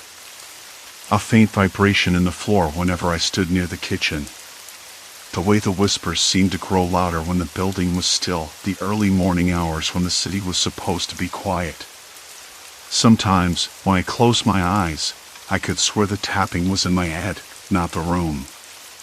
I told myself I was imagining it. I had to be. People don't just whisper in your walls. They don't tap on your floorboards to unravel your mind. Crazy, right? Not in a place like this. Not in real life. But then I found the tiny speaker grill behind the baseboard in the hallway. Almost invisible, just a sliver of black mesh tucked into the paint and dust. I pulled at it gently, and it came free, a small plastic device no bigger than a matchbox. I stared at it, the hairs on my arms standing on end. How long had it been there? Who put it there? And why? The whispers came again, clearer this time, like someone leaning in close. We're closer than you think. My breath hitched. I dropped the speaker and it clattered to the floor. I wanted to believe it was a prank, some elaborate joke by the neighbors. But the more I listened, the more I realized this wasn't random. It was targeted. Deliberate. Something was happening here, something I couldn't quite understand yet. And it was only just beginning. A flicker of movement caught my eye as shadows slipping past the edge of the window. I froze, every muscle tense, heart pounding in my ears. The room felt colder now, the weight of unseen eyes pressing down on me. I reached for my phone, fingers trembling, but no signal. Static filled the line when I tried to call out. Whoever or whatever was behind this didn't want me to reach help. I needed answers, and fast. The truth was closing in. A soft creak echoed from the hallway, and the door slowly began to inch open, revealing nothing but darkness beyond. The door stopped moving before it opened fully, as if someone had decided against crossing the threshold. I couldn't stay there, frozen. Not now. I stepped back, the floor cool beneath my bare feet, the rough plaster of the wall pressing against my fingertips as I moved down the hallway. The apartment felt wrong, shifted somehow. The usual hum of the city was gone, replaced by a subtle vibration that I realized was coming through the walls, almost imperceptible but steady, like a pulse. I pressed my ear against the plaster, trying to catch something, anything beyond the silence. The tapping returned, light and deliberate, like fingernails drumming a slow, uneven message. I followed the sound that seemed to vibrate in my bones to the living room wall, tracing the outline of where the speaker had fallen. The air smelled faintly of dust and something metallic, cold, and sharp. My fingers found a small panel, almost invisible, tucked behind the baseboard. It was loose. A hidden speaker. That much was clear. I pulled it away carefully, heart racing. Inside, wires coiled tightly, connecting to a small device that hummed with power. How had I missed this? The walls were thin, paper thin, but this was something else, an intrusion designed to slip beneath awareness, to invade without permission. I crouched, examining the device. A tiny red light blinked intermittently, like a heartbeat. I ran my fingers across the cold plastic, feeling the vibration again, stronger now. I pressed my ear to it. Whispered voices, faint but distinct. "Check the vents," one said. "Keep watching." I pulled back sharply, the sound too close, too personal.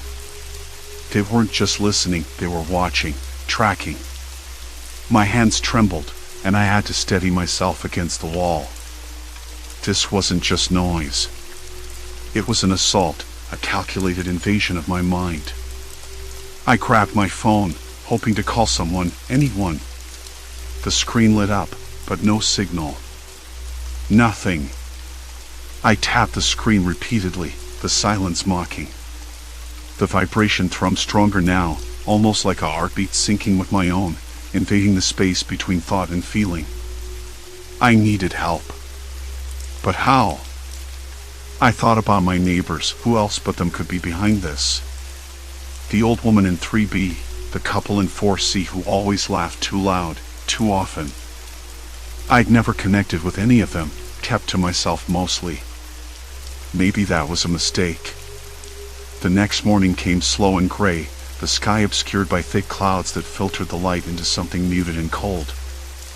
I woke with a dull ache behind my eyes, the whispered voices echoing still in the corners of my mind. I rubbed my temples, the faint tapping now a steady rhythm in the background, like a metronome counting down. I decided to investigate, starting with the vents. If they'd hidden speakers in the walls, maybe the ventilation system was compromised too. I crouched by the vent nearest the living room window, the metal grill slightly warm to the touch. My fingers traced the edges, searching for gaps or attachments. A faint buzzing leaked from within. I pulled the grill gently. It popped loose. Inside, more wires, thin and black, disappearing into the ducts. I pressed my ear against the opening and caught snippets of conversation, fragmented but unmistakable. They're unraveling. Keep pressure. Soon, they'll break. The words sent a chill down my spine. This wasn't just about noise or annoyance. This was control. Manipulation. Psychological warfare. I sat back on my heels, breathing hard. I had to tell someone. But who? I thought of my friend Mark, a tech guy with a knack for the obscure. Maybe he'd know what to do, or at least help me understand what I was facing. I dialed his number, holding the phone as if it might slip from my grasp. It rang. Once. Twice. Then voicemail. Hey, it's Mark. Can't get to the phone right now. Leave a message. I hung up, frustration tightening my chest. I couldn't shake the feeling that something was watching me, waiting for me to slip. Later that day, I forced myself outside, the cold air biting in my cheeks as I walked down the narrow street toward Mark's apartment. The city felt different, less vibrant, more like a stage set for something sinister. People passed by, their faces blurred in my mind, their conversations a low murmur under the constant tapping in my head. Mark opened the door after a few knocks, his brow furrowed when he saw me. You look like you didn't sleep. Because I haven't, I admitted, stepping inside. I explained everything, the whispered voices, the tapping, the hidden speakers. His eyes narrowed as he listened, then lit up with a mixture of curiosity and concern. Show me, he said. Back at my place, Mark examined the device I'd pulled from the wall. He poked and prodded, muttering to himself. This is sophisticated, he said finally. Not some prank. Whoever did this knows what they're doing. He pulled out a small toolkit from his backpack and began probing the vents. If they've rigged the whole ventilation system, it's a coordinated setup. Someone's been planning this. The idea settled around me like a shroud. Planning. Patience. Malice. Mark looked up, his expression grim. You need to be careful. If they're monitoring you like this, they'll know if you start poking around. You could be walking into a trap. I swallowed hard, the taste of metal rising in my mouth. What do they want from me? He shrugged, uneasy. Control. Power. To break you down. People like this don't just stop at noise complaints. The room felt smaller, the walls closing in with every whispered word and faint tap. I wanted to scream, to run, to disappear. But I couldn't. Not yet. Outside, the wind picked up, rattling the window panes. I caught sight of a shadow moving across the street, too deliberate to be random. I blinked, and it was gone. Mark packed up his tools, glancing around the apartment one last time. I'll help you figure this out. But we need proof. Something concrete. I nodded, my fingers tightening into fists. Proof. That was the only way out. As the evening settled in, the whispering resumed, clearer now, almost haunting. Not so safe anymore. We're watching. We're inside. Silence. Complete silence. Until the tapping started again. The tapping paused. Mark was gone, but his words lingered in the air, thick and heavy. Control. Power. To break you down. Like a warning whisper just out of reach. I paced the cramped living room, my hands brushing over the rough plaster walls, feeling every imperfection. The apartment smelled stale, a mix of old carpet, burnt coffee, and something faintly chemical, like a cleaning solution used to cover something up. I sank onto the couch, jaw tight, and tried to steady my breathing. The whispered voices had stopped, but I could almost hear them crawling beneath the surface of silence, like a low static, impossible to ignore. I glanced toward the ceiling, the faint hum above me. The tapping had stopped, but I was sure it would start again. I thought about the speakers, where they might be hidden, how they had to be small, cunningly concealed. I'd never noticed the faint vibrations before, the way the floor sometimes buzzed underfoot like a restless pulse. My neighbors, the ones behind the walls, weren't just noisy now, they were orchestrating a symphony of intrusion, a psychological siege. And I was the target. The thought twisted in my stomach, a slow-burning knot. I tried to complain, to reclaim some peace, but I had no idea I'd opened a door I couldn't close. I imagined them watching me through cracks in the walls, or worse, through the thin veneer of normalcy they wore when I saw them in the hallway. People who smiled with their mouths but didn't reach their eyes. Smiles that made me want to look away. I rubbed my temples, my pulse thudding in my ears. The phone buzzed against the table. I jumped, heart racing. It was a message from Mark, found something. Meet me tomorrow. No more alone. Relief tangled with dread. I wasn't alone anymore, but now I was deeper in this than I'd ever planned to be. That night, sleep shuffled away from me like a frightened animal.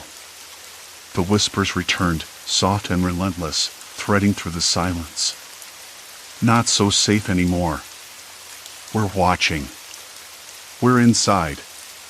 They repeated, a chorus inside my head, punctuated by tapping that felt like a countdown. I tried to block it out, but it seeped into my thoughts, crawling under my skin. I could almost taste the grit of their presence, metallic, like pennies pressed against my tongue. My apartment no longer felt like a refuge. It was a cage.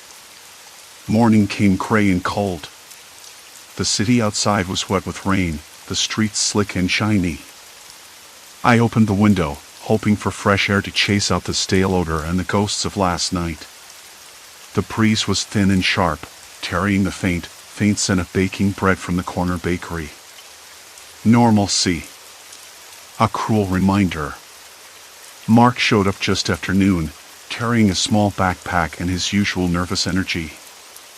I didn't sleep either, he said, rubbing his eyes. I spent the night poking around outside your apartment. Found something you should see. We sat at the kitchen table, the light flickering overhead. He pulled out a small device, part recorder, part signal scanner. These things pick up frequencies humans can't hear, but our minds sure can. I think your neighbors are using a mix of ultrasonic speakers and vibrations to mess with your head. I nodded, feeling the cold sweat prickling at my scalp.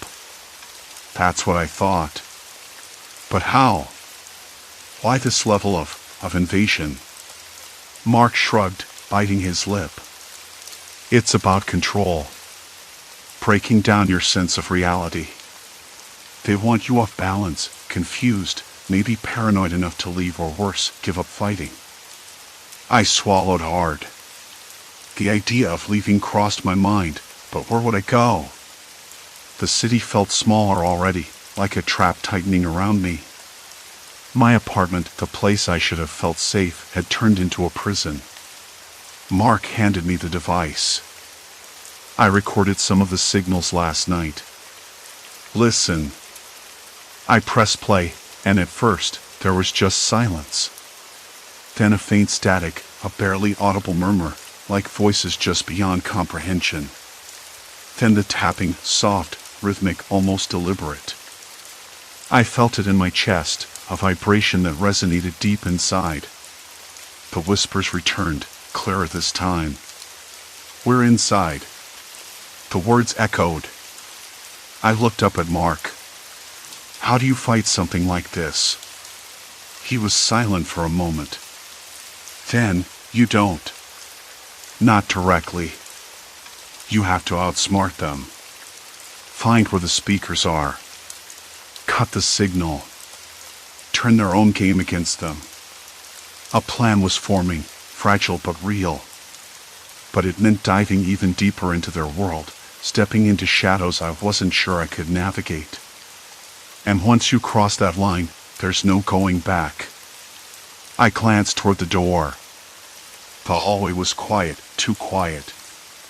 Then, faint footsteps, slow, deliberate, echoed down the corridor. I froze, the hairs on my arms standing on end. Mark looked toward the window. They know we're onto them. The tapping started again, this time from the walls, the floor, the very air around us. It wasn't just sound anymore, it was a presence, an awareness. I realized then that this wasn't just about noise or control. It was about breaking me down piece by piece, until nothing remained but what they wanted. And there was no safe place left, not in this building, not in this city. I looked at Mark, voice barely a whisper. "I'm in. But if we're doing this, I need to know one thing." He met my gaze, steady. "What?" "No matter what happens, no matter how far this goes, I can't lose myself." "I won't." He nodded slowly. "You won't. We'll figure this out.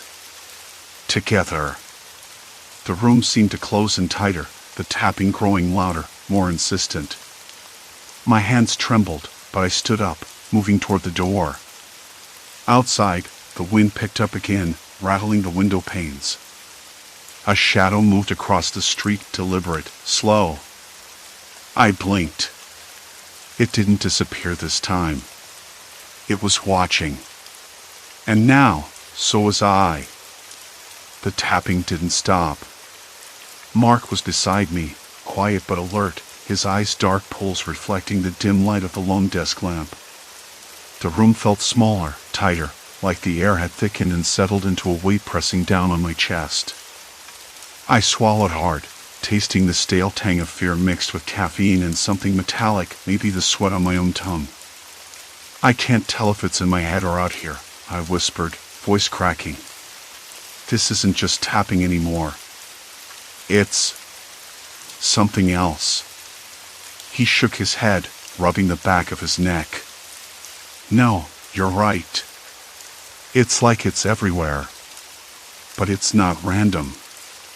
It's purposeful," I finished for him. "Like they're trying to get inside my brain." The thought made my skin crawl. Not just invading my space, but my mind. I'd suspected it before, but now it felt undeniable. Like the walls themselves were alive, whispering secrets meant only for me, secrets I didn't want to hear but couldn't shut out. I glanced at the window. The shadow was gone. Or maybe it had never been there. Mark's phone buzzed, breaking the silence. He glanced down, frowning. "It's from Jenna. She says she found something big." I felt my stomach twist.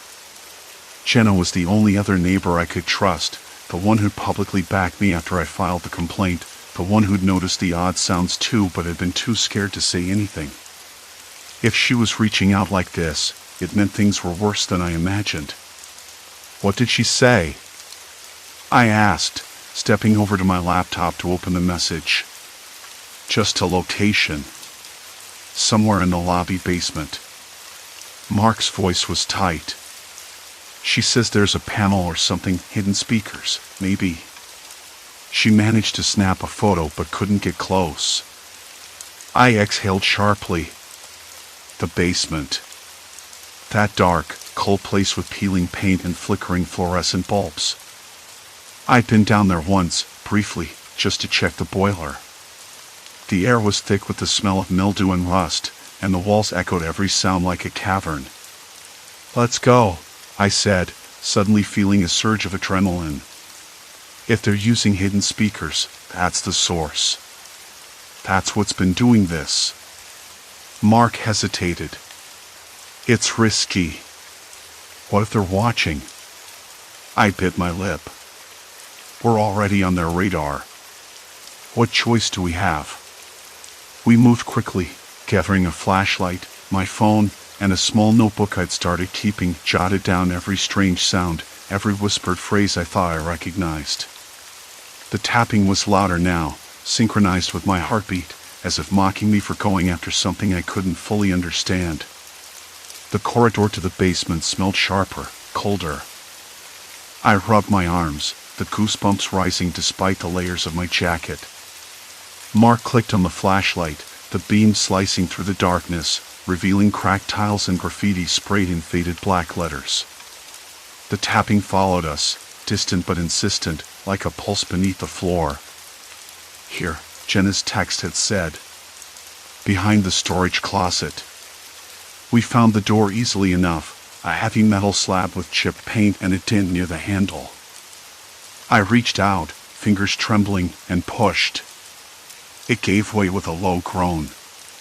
Inside, the space was cramped, rows of dusty boxes, old maintenance tools, forgotten junk stacked in corners. I scanned the walls, ears straining. The tapping came again, louder, coming from the far corner behind a rusted shelving unit.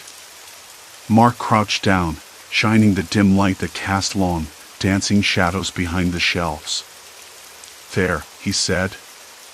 I shuffled over, heart hammering, and found what looked like a small speaker embedded in the wall. It was camouflaged, painted over, but the outline was unmistakable. Around it, tiny wires snaked into the molding, disappearing into the drywall. I knelt, tracing the wires with a shaking finger. "They built this in," I muttered. The realization slammed into me. This was no accident, no casual surveillance. This was a deliberate, invasive system designed to infiltrate every room, every corner, every quiet moment. Then the whispers started again, a faint murmur just beneath the speaker. I leaned in closer until I could make out fragments of words. Focus. Listen. Control. A cold wave swept through my body. The voice was tinny, distorted, but unmistakably human. Someone was broadcasting directly into my apartment, into my head. Mark's hand landed on my shoulder. "We need to document this. Pictures, notes." I pulled out my phone, snapping shots, but the tapping intensified, vibrating through the floor like a warning. Suddenly, the air shifted. The temperature dropped sharply, and I caught a scent, something acrid, like burnt plastic, or maybe ozone. My pulse raced. "We're not alone," Mark whispered, eyes darting toward the stairwell. A faint creak echoed. Footsteps? No, too light, deliberate, and slow. Someone was coming.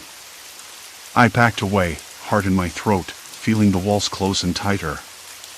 The whispers rose, blending into a chorus of phrases I couldn't quite catch, words attacking the edges of my sanity. Mark's voice was steady but urgent.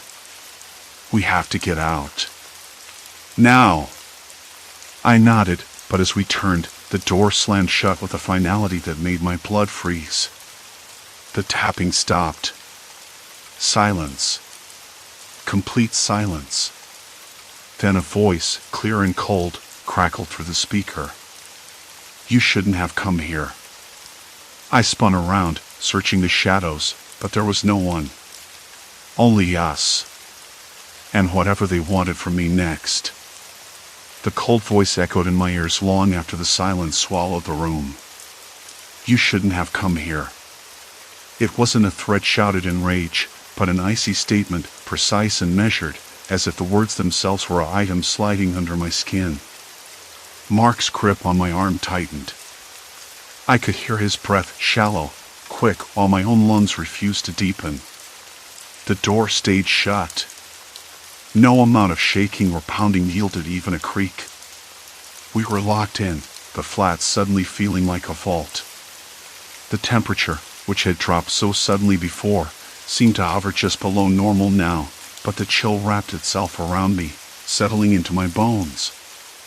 I crouched near the door, pressing my ear against the cold wood. The tapping, the faint, maddening tapping, had stopped. But the whispers? They never really left.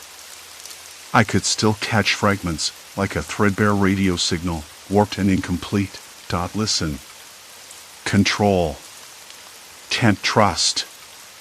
Mark crouched beside me, whispering, "We need to find the speakers." I nodded, though my hands trembled so badly I almost bit my tongue. The walls, the floor, even the ceiling all felt like they were listening, breathing. I could taste the faint metallic tang of fear, or maybe it was just the dry air in the sealed room. I swallowed hard. We moved slowly, scanning every inch. The peeling paint near the baseboards, the uneven plaster, the tiny grills above the doorframe, all places where speakers could hide. I ran my fingers over the surfaces, feeling the rough plaster give way to something smooth and plastic in one corner. A small vent.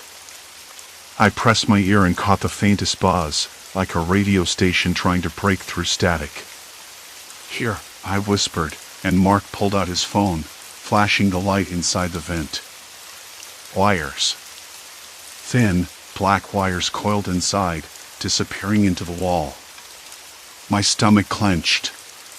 Someone had been listening, watching even before the noise complaint. I pulled back and looked at Mark. "We need to get out." He nodded, but the locked door mocked us.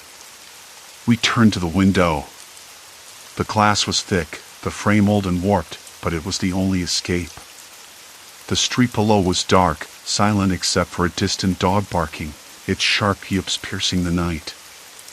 I could see the faint outline of a figure standing across the street, just beyond the pool of a street lamp's yellow glow. Motionless. Watching. The realization hit me like a punch to the gut. They didn't want me to leave. Not yet. The whispering started again, faint but insistent, like a pulse beneath the floorboards. "You're alone. No one hears. No one cares." I shook my head, trying to clear the fog that had crept into my thoughts.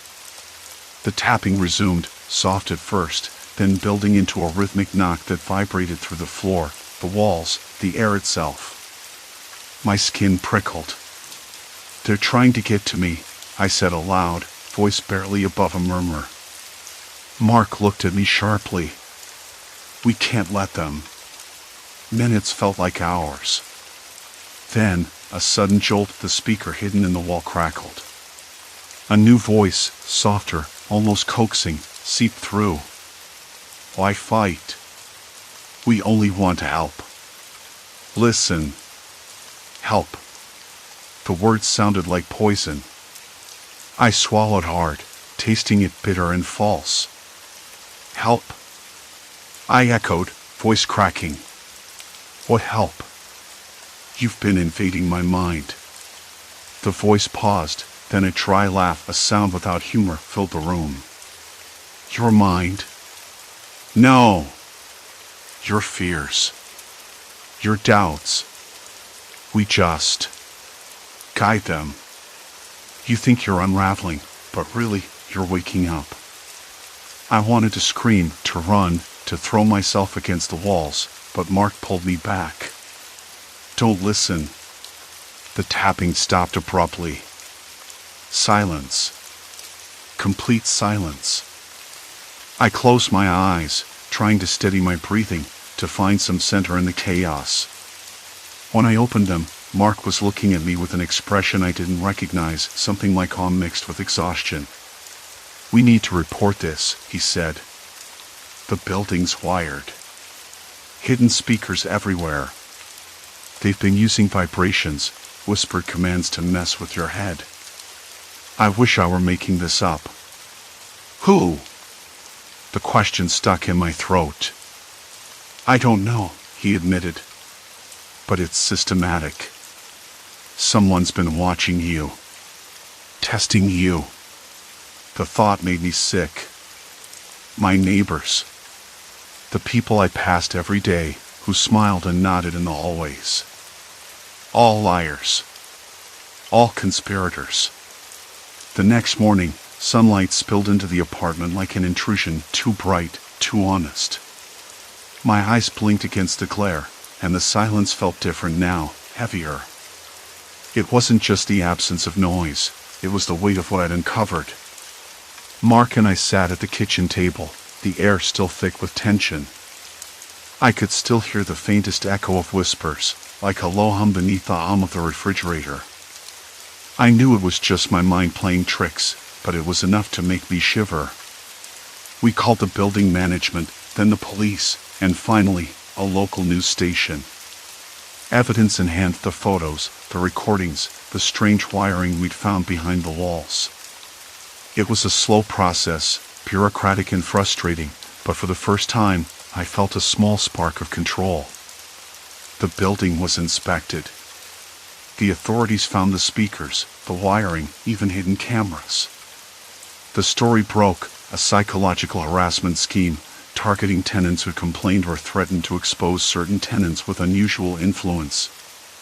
The media called it a psychological stalking ring, but to me, it was something more personal. A betrayal of trust, of home. I moved out a week later.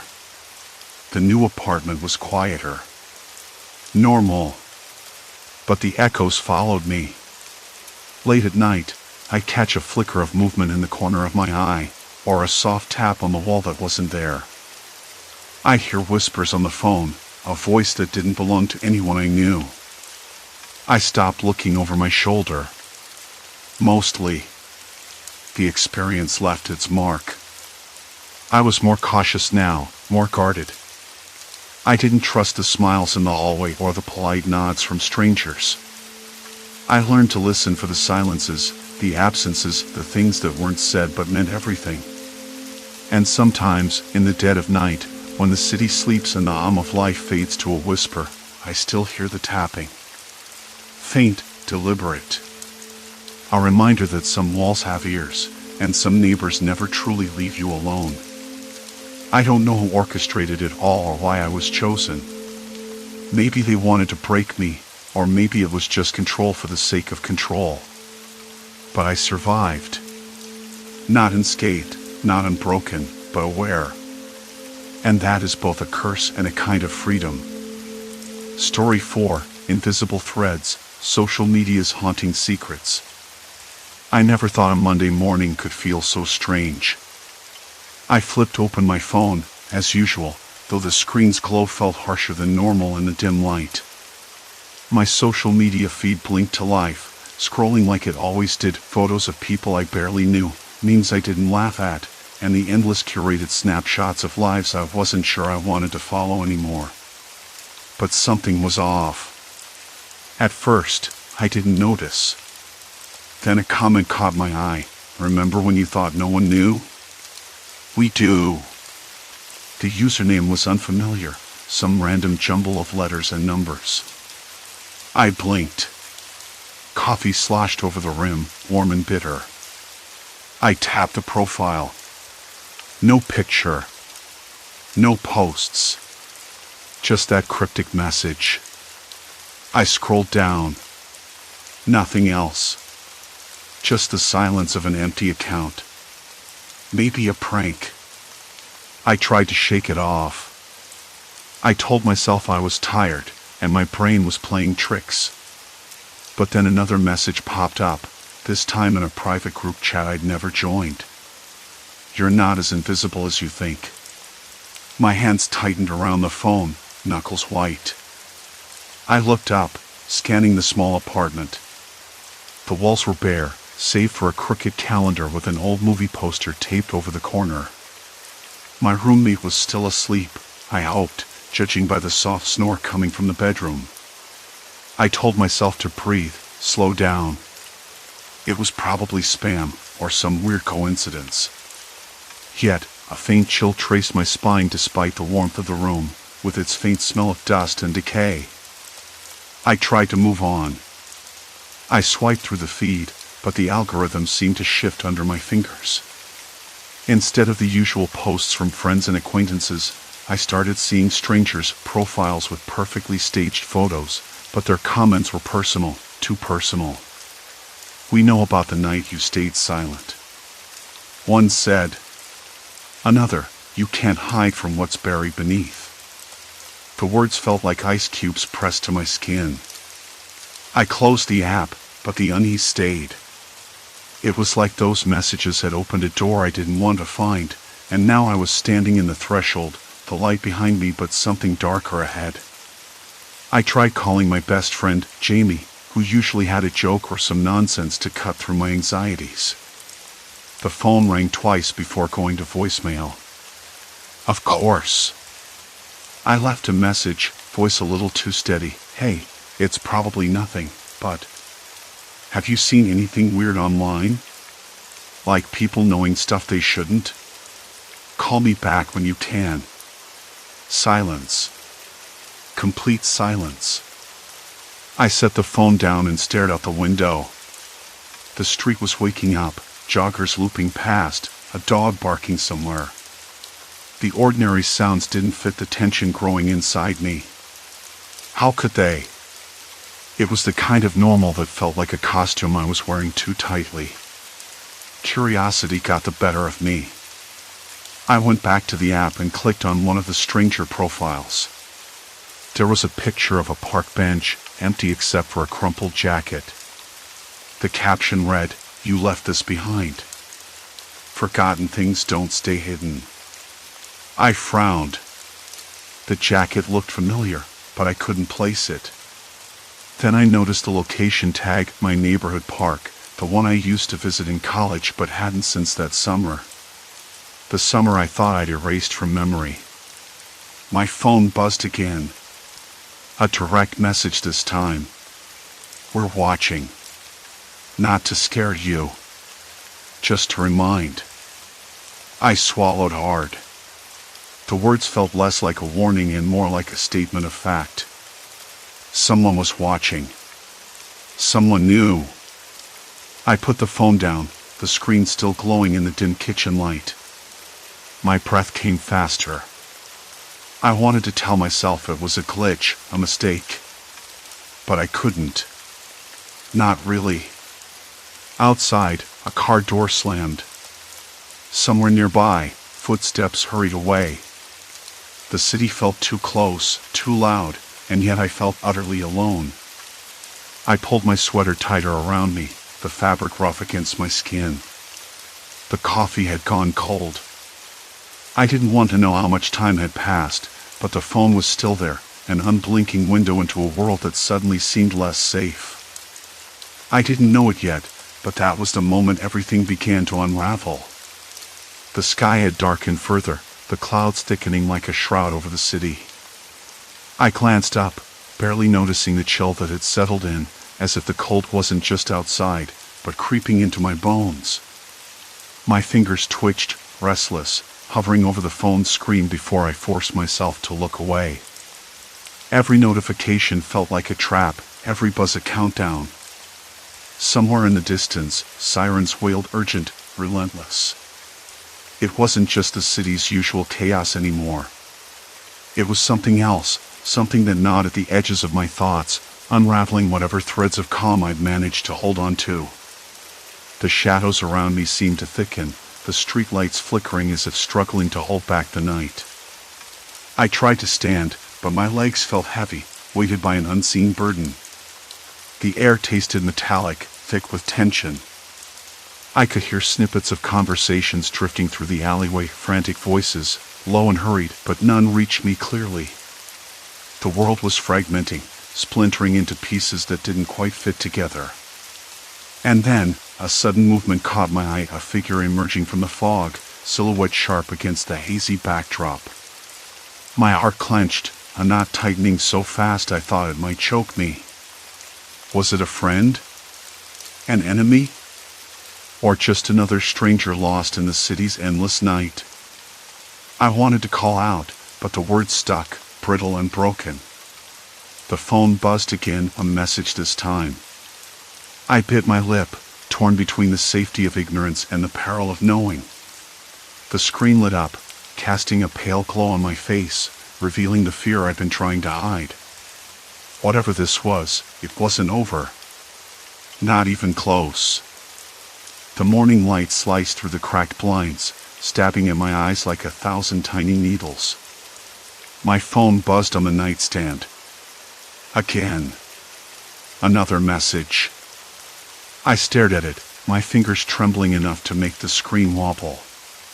The sender wasn't saved in my contacts, only a string of numbers 0117902584. It was a text, but the words weren't friendly or even threatening. Just facts. Details. You can't hide what you don't control. I swallowed hard, the sentence sticking like gravel in my throat. What did that mean? And why did it feel like a warning? I pulled on yesterday's jacket, it still smelled faintly of rain and cold concrete, and headed out. I needed fresh air, but more than that, I needed answers. The city was alive with noise. Car engines droned in the distance, a dog barked somewhere beyond the alley, and a siren wailed faintly, fading into the morning hum. I walked without a destination, the weight of last night's shadows heavy on my chest. Back home, the computer sat waiting, its screen dark and silent in the early light. I hesitated before turning it on.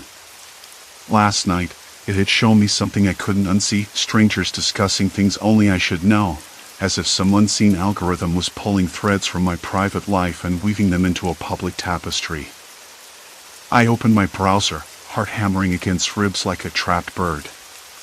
The social media feed was different now, more targeted, more invasive. Profiles I didn't recognize appeared, but their posts referenced moments from my life I'd never shared online. A conversation with my sister years ago, a memory from college I'd buried deep, even the name of a therapist I'd seen briefly when things got bad. How was this possible? I started scrolling, but the screen glitched. Flickered. For a second, the page froze, then reloaded to show a single message in bold type. We see you. You're closer than you think. A bead of sweat traced a line down my temple. No one had said that before. Not even the strangers. It was too pointed, too deliberate. I closed the laptop abruptly and leaned back in my chair, the worn fabric rough against my skin. My mind raced, jumping from one paranoid thought to the next. Was someone watching me? Did this we mean a person, a group, or some faceless entity operating through code and data? The idea of a hidden observer felt like a weight settling over me, cold and unshakable. I needed help. But who? Who could I trust when my own digital footprint was weaponized against me? I thought of Mark, my closest friend since high school. He knew some things about me, not all, but enough to be a sounding board. I dialed his number, hoping for a normal voice to cut through the chaos. Hey, he answered, a little groggy. You okay? It's early. I don't know, I admitted, voice cracking. Something's wrong. My social media feed, it's showing me things. Things only I know. And strangers are messaging me like they know my secrets. And then there's this message, saying, we see you. It's... Wait, slow down, Mark interrupted, chuckling nervously. Sounds like a prank or maybe some glitch, right? Maybe someone hacked your account? I thought that too. But it goes deeper. It's like an algorithm is pulling my private life apart and exposing it. I don't know how, but it's happening. I feel watched. Like I'm in some twisted game. There was silence on the other end, the kind that made my stomach tighten. That's unsettling, Mark finally said. Maybe you should change your passwords, check your privacy settings? I did. It's not that simple. It's more than that. It's like they have access to everything, even parts of me I never uploaded anywhere. My voice dropped. I don't feel safe. Okay, he said, voice steady now. Let's figure this out. Come over. We'll look at it together. The relief was immediate, tangible. I needed that. Someone who wouldn't dismiss this as paranoia. After hanging up, I packed my laptop and a notepad, scribbling down every strange message, every odd profile, every lingering detail I could remember. The notes felt messy, chaotic, but they were mine, a map through the fog. Mark's apartment was a few blocks away, a cluttered space filled with stacks of books and half-empty coffee mugs. The familiar scent of old paper and burnt espresso greeted me, grounding in a way I hadn't expected. He booted up his laptop, and we sat side by side, fingers dancing over keys, eyes scanning lines of code and search histories. Mark knew more about computers than I ever would, and I watched as he navigated through layers of digital footprints, trying to trace where the algorithm might be pulling data from. There, he said suddenly, pointing at a string of code buried in a forum for data scientists. It was a project, some kind of experimental AI designed to crawl social media platforms and cross-reference personal information. But this wasn't public, it was hidden behind layers of encryption. Who runs it? I asked, voice barely above a whisper. Mark frowned. No idea. But this is advanced. Not some kid messing around. This is professional. The thought settled in my gut like ice. Professional. Calculated. Someone was watching, analyzing, maybe even manipulating. We tried to dig deeper, but every lead dissolved into digital smoke.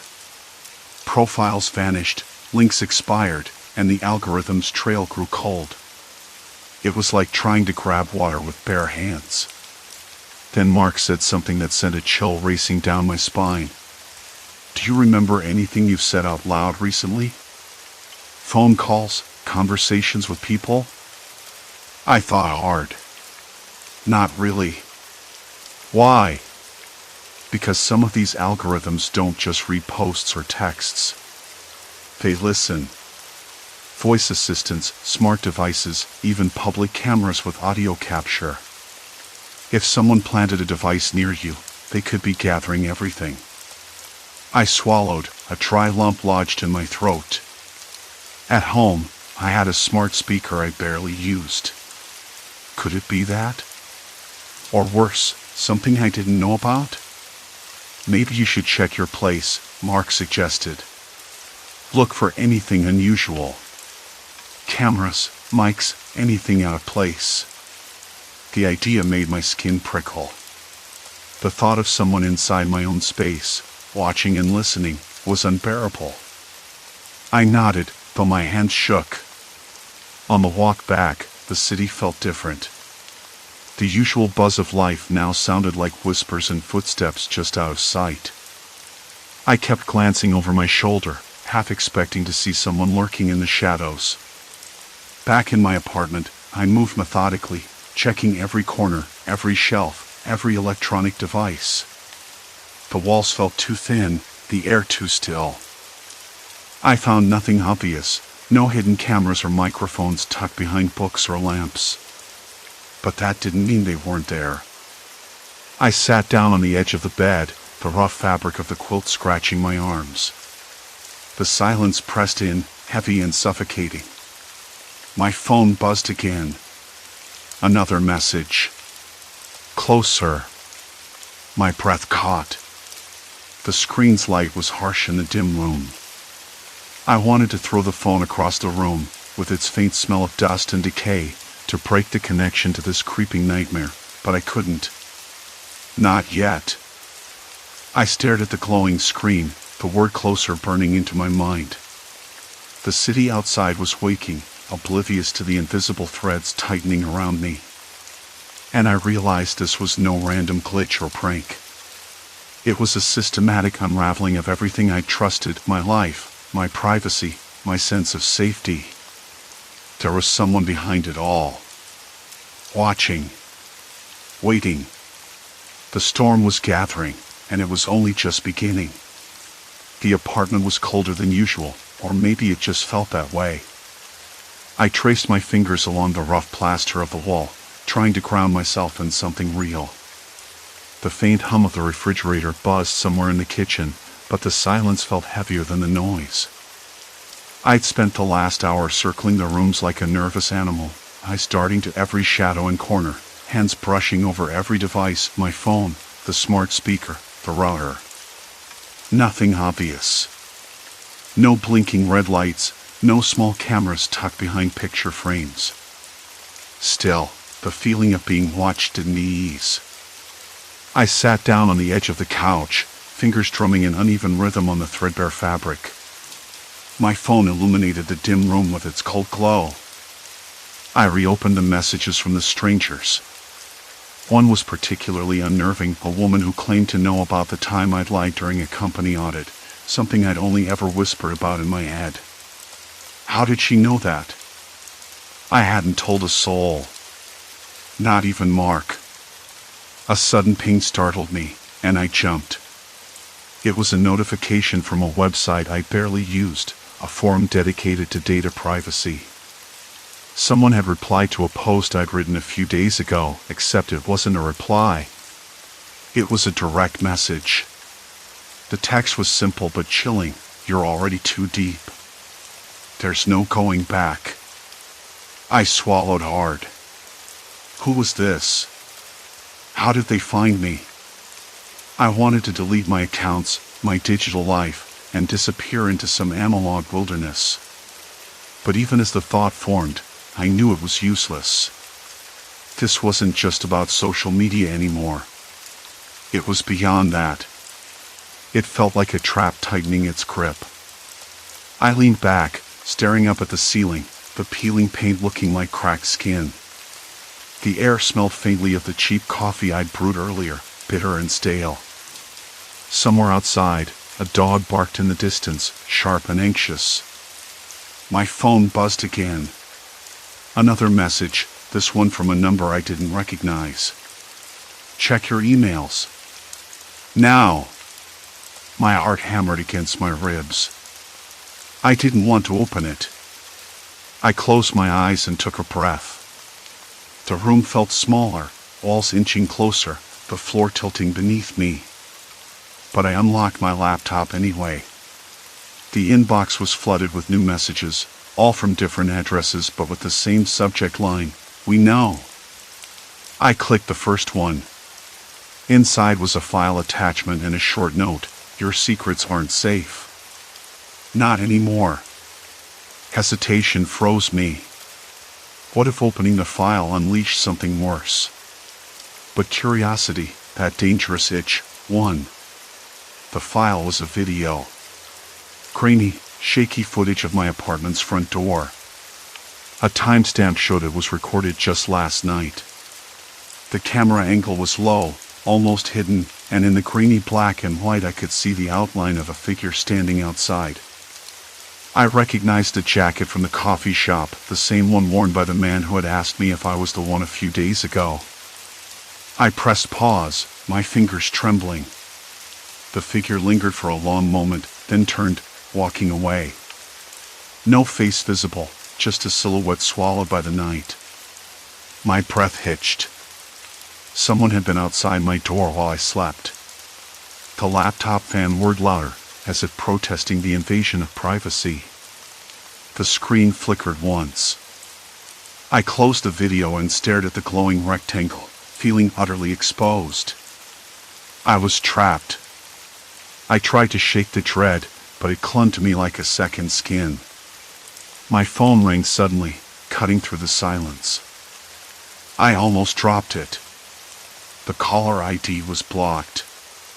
"Hello?" My voice was barely a whisper. A voice answered, calm but cold. "You're asking the wrong questions." The line went dead. I pressed the phone to my ear, willing it to ring again. Nothing. Silence. Complete silence. I sat there, the dull ache of exhaustion gnawing at my muscles, but sleep was impossible now. The thought of someone watching, listening, waiting, it was a weight I couldn't shrug off. I reached for the smart speaker, intending to unplug it, but hesitated. Maybe it wasn't the device. Maybe unplugging would only make things worse. Maybe it was a sign that I'd already lost control. I glanced at the window. The city lights flickered like distant stars, but there was no comfort in their glow. Outside, life went on, cars honking, footsteps echoing against pavement, but inside, my world was unraveling. I realized then that I couldn't run. Not from this. The algorithm, the messages, the videos, they weren't random. My mind raced with possibilities. Someone was orchestrating this, and they had a plan. And I was part of it. The question wasn't if I could escape. It was if I wanted to. Because the deeper I looked, the more I understood. Some truths weren't meant to be uncovered. Some secrets were bait, and I had swallowed it whole. The screen blinked again with a new email. The subject line chilled me to the core. Time to decide. I knew then that the point of no return had come. The email sat there on the screen, the words "time to decide" glaring back at me like a challenge. I pressed my palms against the desk, feeling the rough grain of the wood through my thin shirt. My pulse hammered in my ears, drowning out the distant city noise. A dog barked sharply, close by, then silence. Complete silence. I swallowed hard. Who was orchestrating this? The algorithm wasn't just some accidental glitch, it was a trap, a net slowly tightening around me. I thought about the strangers who kept popping up in my notifications, people who knew my darkest secrets, the ones I thought were safely buried. But how? How could they know? Was it really the algorithm, or something, or someone else? I leaned back, eyes darting to the smart speaker still blinking softly on the shelf.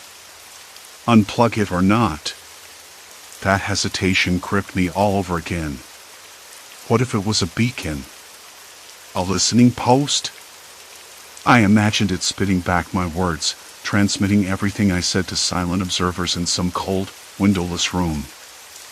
I shut my eyes and tried to breathe through it. Inhale. Exhale.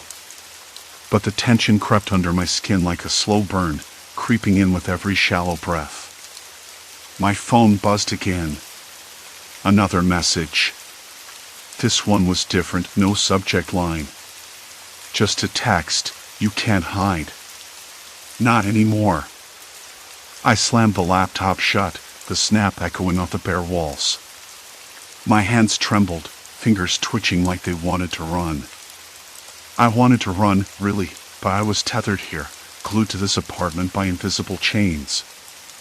I wanted to scream, but only a hollow whisper escaped. Then, the screen blinked back on.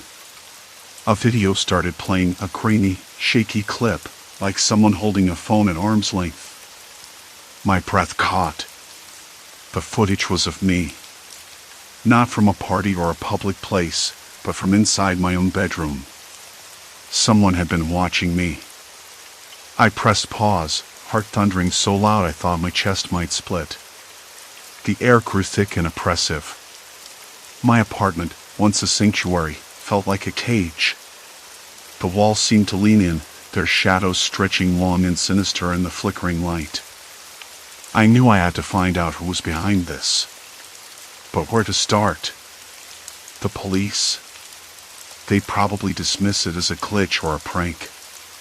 And besides, what proof could I show them? Just a bunch of messages and creepy videos? I didn't even know how deep this went. I pulled out the small notebook I'd started keeping, scribbled notes in a shaky hand, the ink smudged from my sweat. The patterns were their times, dates, usernames that appeared and disappeared like ghosts. But no real names. No faces I could trust. Then, a knock at the door. Sharp. Insistent. I froze, breath hitching in my throat. It felt like a test. My skin prickled with cold sweat. Who is it? I called, voice barely above a whisper. No answer. The knocking came again, louder this time. My eyes darted to the peephole. Nothing. No one. Just the hall's dim, flickering light. Hello? I tried again, forcing steadiness into my voice. Silence. I backed away, heart racing.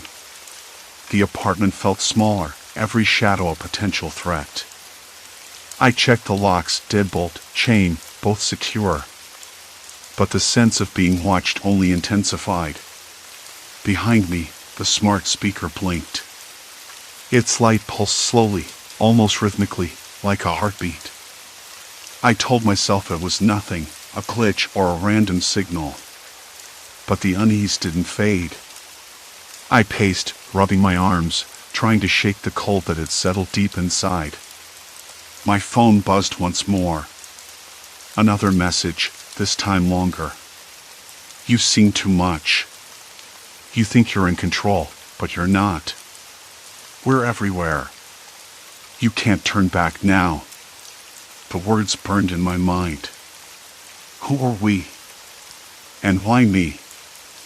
I sank onto the couch, running my hands through tangled hair. The city's distant sirens and horns filtered in through the cracked window, the night alive outside while my world collapsed inside. I thought about calling someone. Anyone. But who would believe me? My friends had already started to pull away, uncomfortable with the paranoia that was seeping into my speech. I was slipping, and maybe that was exactly what whoever this was wanted. My laptop buzzed again. Another email. I hesitated, then opened it. A single image this time, a screenshot of my bank account, recent transactions highlighted. One payment stood out, a withdrawal from a cash machine 2 blocks from my apartment, timestamped just 20 minutes ago. I hadn't left the apartment all day. A cold knot twisted in my stomach. Someone had been using my card. Maybe even my identity. But how? I grabbed my phone, opened the banking app. The balance was lower than I remembered. More transactions I hadn't authorized. Panic clawed at my throat. I tried to call the bank's fraud line, but the call dropped before connecting.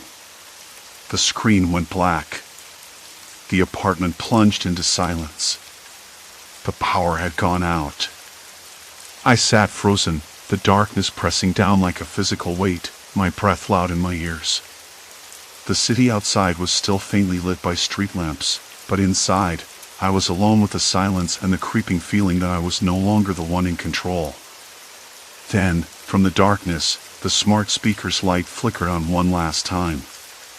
A voice, calm and emotionless, filled the room. Decision time. I swallowed hard, fingers clutching the armrest until my knuckles turned white. The moment of reckoning had arrived. But the question was, what choice did I really have? The darkness held me like a trap.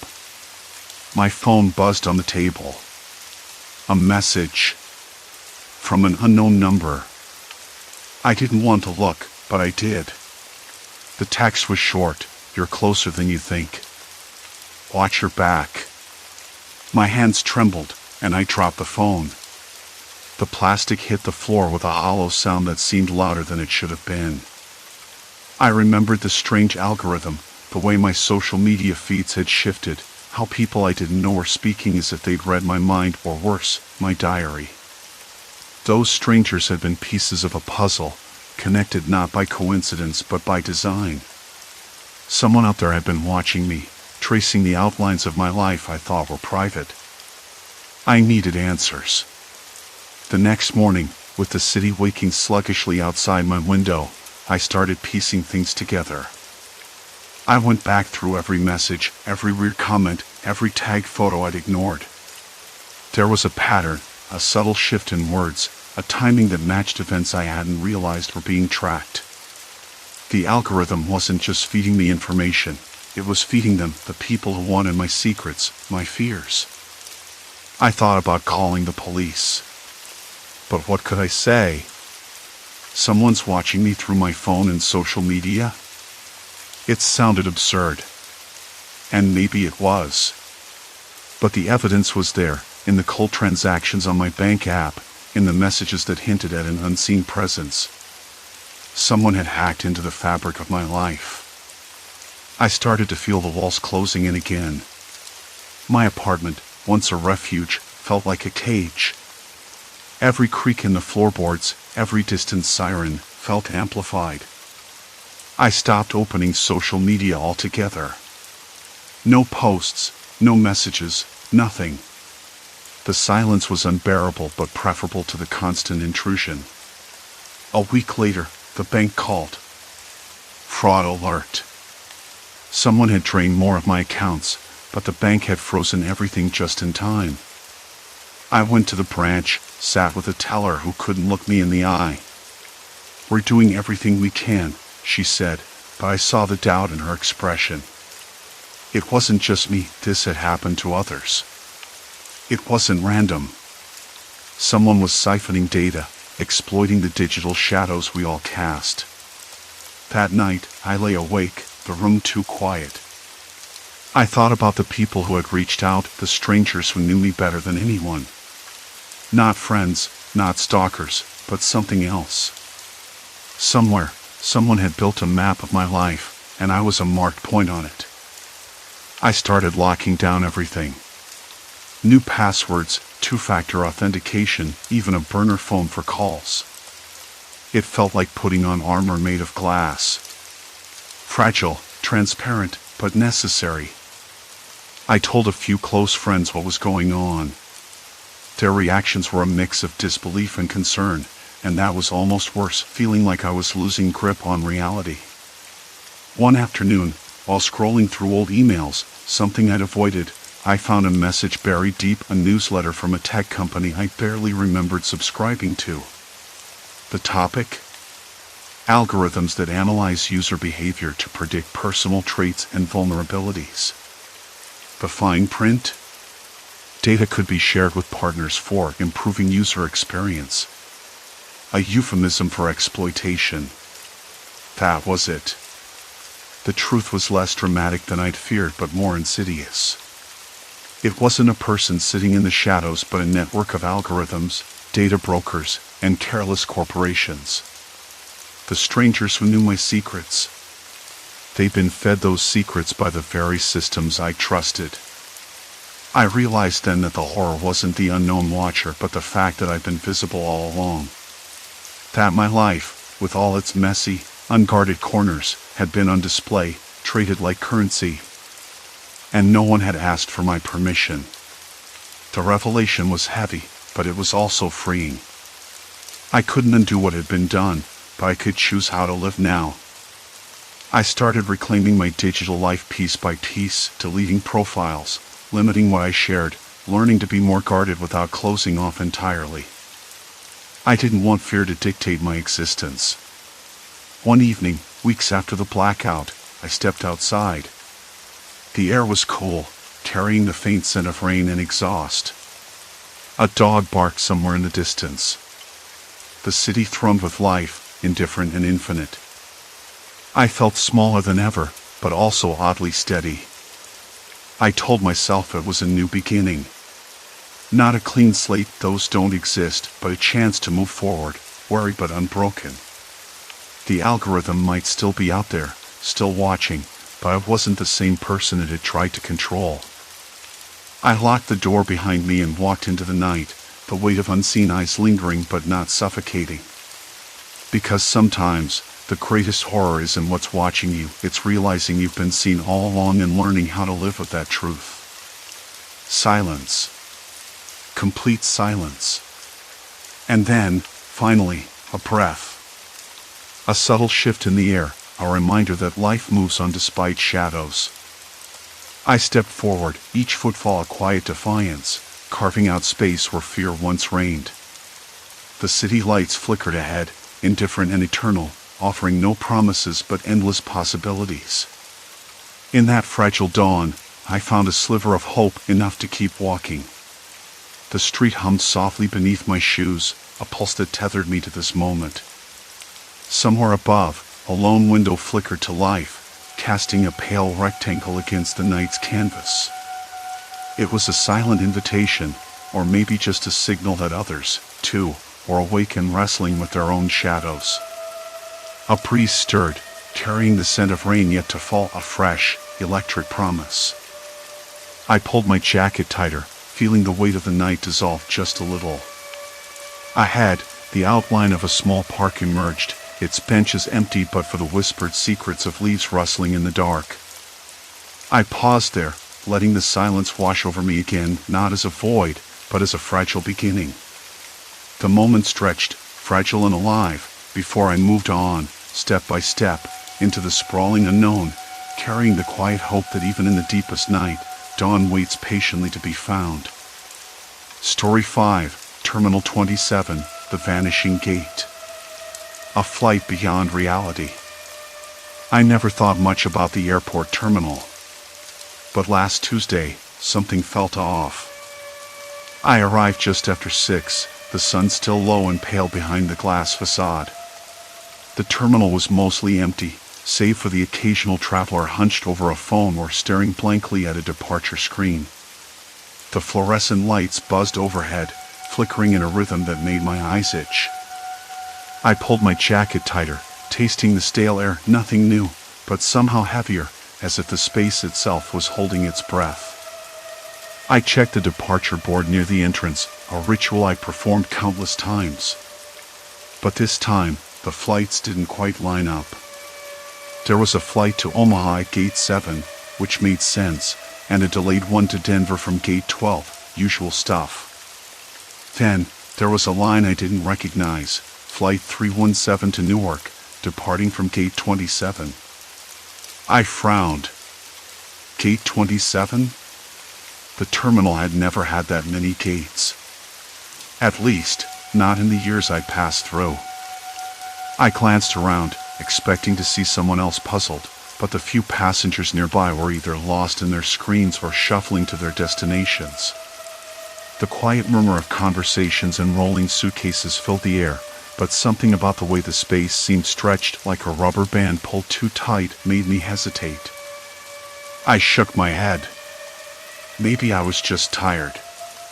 The last few weeks had been rough, long shifts at work, late nights, and plenty of caffeine. Maybe my brain was playing tricks. Still, the thought nagged at me. I decided to head toward Gate 27, just to see. The hallways leading there were familiar enough at first. The polished tile floors, the dull beige walls, and the overhead signs with their rounded corners and bold letters. But as I walked, I noticed subtle differences. The vending machines along the corridor were newer models, the logos unfamiliar. A small plant sat in the corner, something tropical I'd never seen before, its leaves glossy and almost too bright under the harsh lighting. I tried to brush it off. Airports get renovations all the time. Maybe I just hadn't been this far down the corridor before. But when I reached the end, the gate number was missing. Where there should have been a metal plaque with Gate 27, there was only a blank stretch of wall. I frowned, stepping closer to inspect it. "Excuse me," I said to a nearby attendant, a woman in a dark blue uniform who was talking quietly on a headset. "Is this Gate 27? She looked up, blinking at me as if confused. "Gate 27? "I'm sorry, sir, but this terminal only goes up to Gate 20. I glanced back down the corridor. The signs confirmed it. Gates 18, 19, and 20 stretched ahead, but nothing beyond. That didn't make sense. I turned and walked back the way I came, eyes scanning every detail. The vending machines were now the old models I expected. The tropical plant had vanished, replaced by a cluster of plastic chairs. I rubbed my temples. Okay, I muttered. Okay. Just a weird mistake. Near gate 14, I sat down on that old bench, the one that creaked loudly when you shifted your weight, and pulled out my phone. No messages, no missed calls. The terminal's Wi-Fi was spotty but working. I refreshed the departure board app. Same flights as before, except this time, Flight 317 to Newark wasn't listed at all. I stared at my screen, then back up at the physical board. The one near the entrance. The flight was there. Both existed, and yet only one at a time. My hands trembled just a little. I was about to stand when I noticed something else. A man sitting across from me, his head bent so low I couldn't see his face. He wore a dark hoodie, the hood pulled tight, and his fingers tapped rhythmically against his knee. I didn't recognize him. That wasn't odd in itself. Airports were full of strangers. But he didn't move a muscle, didn't glance up even once in the 10 minutes I watched. I tried to catch his eye, then looked away when he didn't respond. The air grew colder. The hum of the ventilation seemed louder, more insistent. I stood and stretched, the bench groaning under the shift of weight. The smell of coffee and cleaning solution was still there, but now it carried a faint metallic tang, like copper or old pennies. I shook my head. Maybe I'd stayed too long in the stale air. I decided to get a coffee. The small cafe near gate 10 was just opening, a bell ringing softly as the barista flipped on the neon sign. The smell of fresh coffee was a relief. The rich, bitter aroma filled the air, and for a moment, I could almost forget the strange things just minutes ago. "Morning," I said, forcing a smile at the young woman behind the counter. She nodded, not looking up from the espresso machine. "Just a black coffee, please," I said. She handed me the cup through the little window, the warmth seeping into my cold fingers. I wandered back toward the seating area, sipping slowly. That's when I noticed the departure screen above the cafe. Flight 317 to Newark was back. And next to it, a list of passengers' names scrolling down so fast I couldn't catch any of them. Except my own name was there.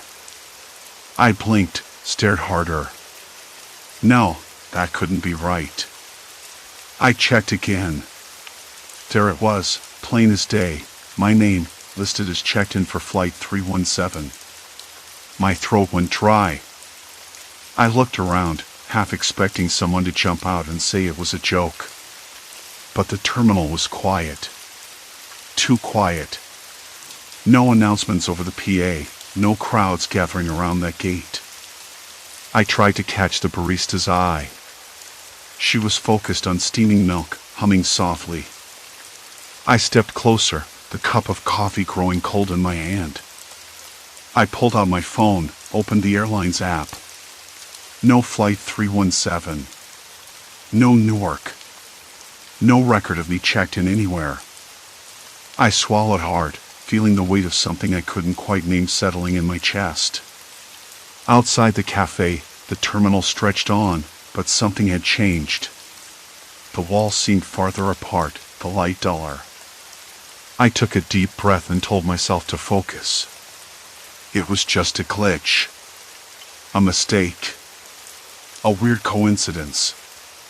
I could fix this. I just had to find the right gate. I just had to find my way out. I sat back in the stiff plastic chair outside the cafe, the cold coffee forgotten on the table. Flight 317. My name on the screen. Checked in. But no record anywhere else. No app confirmation, no boarding pass, no ticket stub in my pocket. It was a glitch or a cruel joke. Except it wasn't. I glanced down the hall where the gate should have been. The corridor stretched further than it should, the walls warped slightly in the dim light. I remembered the layout from earlier trips. The terminal never felt this empty, this hollow.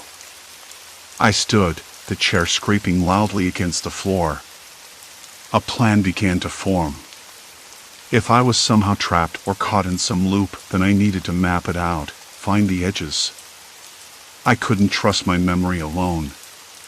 I pulled out my phone again, this time snapping pictures of the departure boards, the gate numbers, and the signs overhead. I even filmed the cafe counter, the barista's face blurred as she went about her work, utterly unaware of my panic. I moved toward the gate where Flight 317 was supposed to depart. The carpet underfoot was threadbare, the color faded to a dull gray that swallowed sound. My footsteps echoed weirdly, as if the terminal's acoustics weren't quite right. No one was at the gate. No crowd waiting, no crew prepping the plane. Just empty seats and a flickering fluorescent light overhead, casting a jittery shadow. I checked the screen again. There it was, Flight 317, Newark, boarding in 10 minutes. Why? Why was I on that list? I tried to call the airline's customer service number, but the line went dead the instant I connected. The terminal felt colder now, or maybe it was just me. I pulled my jacket tighter and walked back the way I came, eyes darting to every corner. The layout was off. Hallways that should have led to baggage claim or the parking garage twisted, turned unexpectedly. A door I was certain should have been locked was cracked open, revealing a narrow stairwell descending into shadow. I hesitated, but curiosity pushed me forward. The air smelled musty, with a faint whiff of cleaning chemicals and old carpet. I counted the steps silently, the sound that seemed to vibrate in my bones of my breathing loud in the enclosed space. At the bottom, a dimly lit corridor stretched out, narrower and less inviting than the terminal above. The walls were scuffed, the paint peeling. A faint buzz from overhead lights accompanied the distant hum of machinery. I followed the passage, heart thudding in my ears. A door at the end was marked staff only, but it hung slightly ajar. I slipped inside. The room was small, windowless, filled with rows of monitors showing various parts of the terminal. Cameras. Surveillance feeds. Screens flickered, some frozen on static, others displaying angles I didn't recognize. I crouched beside the desk, fingers trembling as I scanned the monitors. One screen caught my breath. A live feed from Gate 317. No plane, no passengers. But a figure stood there, a man, wearing a dark jacket, face obscured by shadows. He didn't move. Just stood, watching. I backed away, bumping into the desk. The sudden noise made the man on the screen turn sharply, as if sensing me. Then the feed cut out. My phone buzzed in my pocket. I pulled it out, heart racing. A text message. No number, just words. We see you. The hairs on my neck prickled. I looked around the room, half expecting to find someone lurking in the shadows. But I was alone. I swallowed hard. This wasn't random anymore. Something was watching, tracking my every move. The door creaked behind me. I whipped around. No one. Just the flickering fluorescent light, buzzing like a swarm of agitated bees. I needed help. But who could I trust? I thought of the barista, the only other person I'd seen. Maybe she knew something. Maybe she was a witness, or worse, a part of this. I returned to the cafe, the stale air tasting metallic in my mouth. The barista glanced up as I approached, eyes bright but guarded. "Hey," I said, voice low. "Do you ever notice anything strange here? Like people disappearing? Or flights that don't exist?" She blinked, then smiled faintly. "Sometimes," she said softly, things aren't what they seem. That vague answer chilled me more than any direct threat. Who's we? I asked, holding up my phone. She shrugged, wiping down the counter. You're not the first to notice. But some questions don't have answers. Not yet. I frowned. You can't just say that. People get lost, she interrupted, voice barely above a whisper. Or worse, they get found. Her words hung heavy between us. I glanced back toward the gate. The terminal layout had shifted again. The corridor that should have led to the exit now twisted into a maze of unfamiliar hallways. Every sign pointed somewhere else. The screens blinked erratically, showing flights that made no sense, destinations from airports that didn't exist. I was trapped in a place that wasn't entirely real, controlled by forces I couldn't see. And now I was on their radar. I stepped away from the cafe, pulling my jacket tighter. The walls seemed to close in, the lights flickering faster. My pulse hammered in my ears. I had to find a way out. But the terminal wasn't done with me yet. As I rounded a corner, I nearly collided with a man in a dark jacket, the same one from the surveillance feed. He smiled, slow and cold. Looking for something? He asked, voice low. I froze. The air tasted bitter. My hands trembled. Who are you? I managed. He tilted his head. Just someone who's been waiting. Behind him, the corridor stretched endlessly, swallowed by shadows. I took a step back. The labyrinth was closing in. And I wasn't alone anymore. The man's smile didn't reach his eyes. I wanted to step back, but my feet felt cemented to the floor. My hands trembled, fumbling with the zipper on my jacket. The bitter taste in my mouth thickened, like metal and stale coffee. Who are you? I said, voice cracking. He tilted his head, studying me with that same cold smile. Just someone who's been waiting.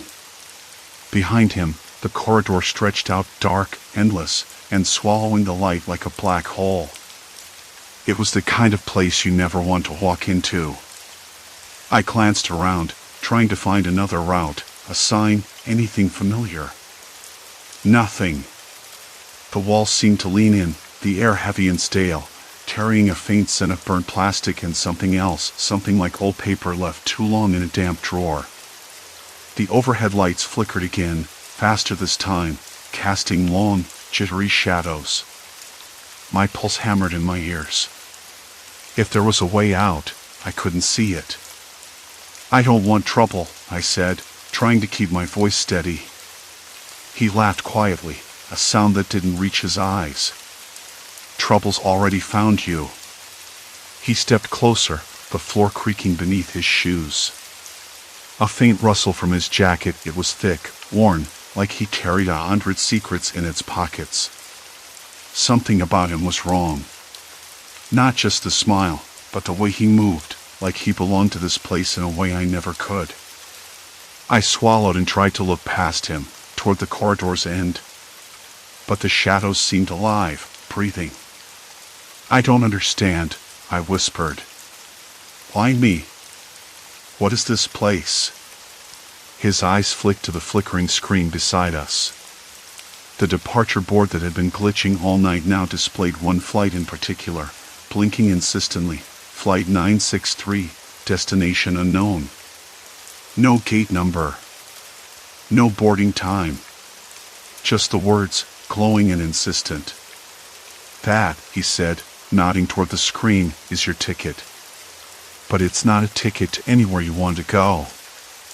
I stared at it, cold sweat pooling at the base of my neck. The strange flight had appeared before, the night before, in a pattern that made no sense. I thought it was a glitch, a system error. Now I wasn't so sure. Why show me this? Why trap me here? He shrugged, slow, deliberate. Because once you see it, you can't unsee it. Once you follow it, there's no turning back. The words hit me like a blow. I wanted to argue, to deny it, but my voice caught in my throat. I was trapped in a place that bent reality, monitored by people I didn't understand, and now this man, this watcher, was telling me I had crossed some invisible line. Behind him, the corridor rippled slightly, like a heat haze. My eyes blinked, but the distortion stayed. The air grew colder, the faint hum of the terminal's ventilation system speeding up, creating a low drone that vibrated through the floor. I shuffled backward, heart thudding, trying to find solid ground. Who are you really? My voice was barely audible. He smiled again, slower this time, revealing a glimpse of teeth. Names don't matter here. You can call me the gatekeeper, if you like. I'm the one who makes sure no one leaves once they step inside this terminal's hidden layers. Hidden layers? The words felt like a trap, like the more I asked, the deeper I'd fall. He nodded. This terminal isn't just a building. It's a maze designed to keep certain people in. People like you.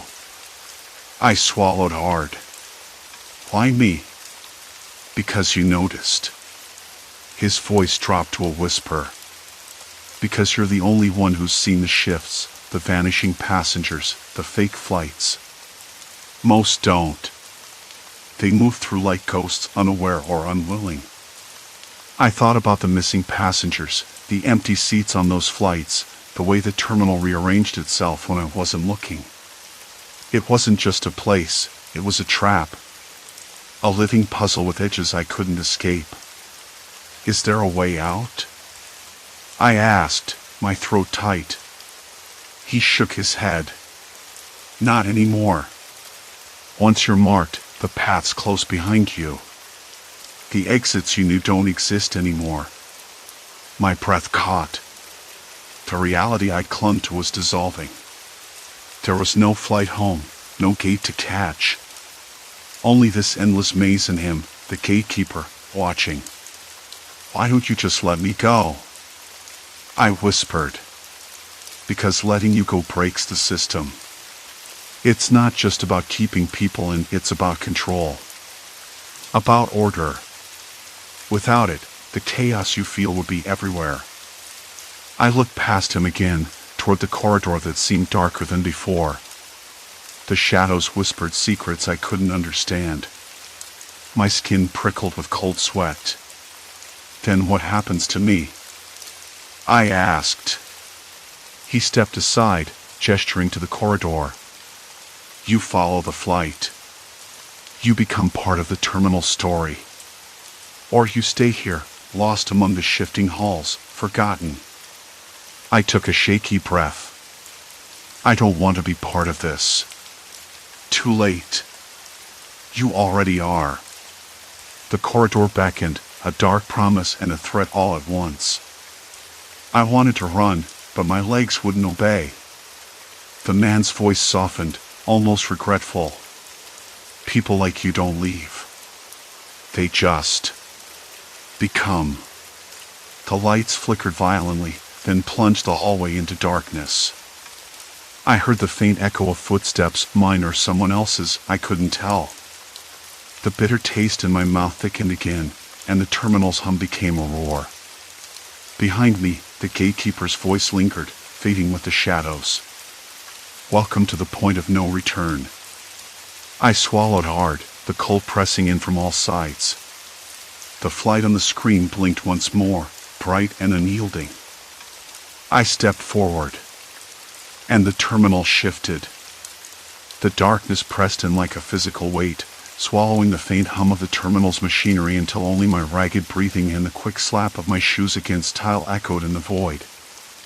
I took a step forward, then another. The air was stale, smelling faintly of dust and something else, something metallic, like old pennies left out in the damp.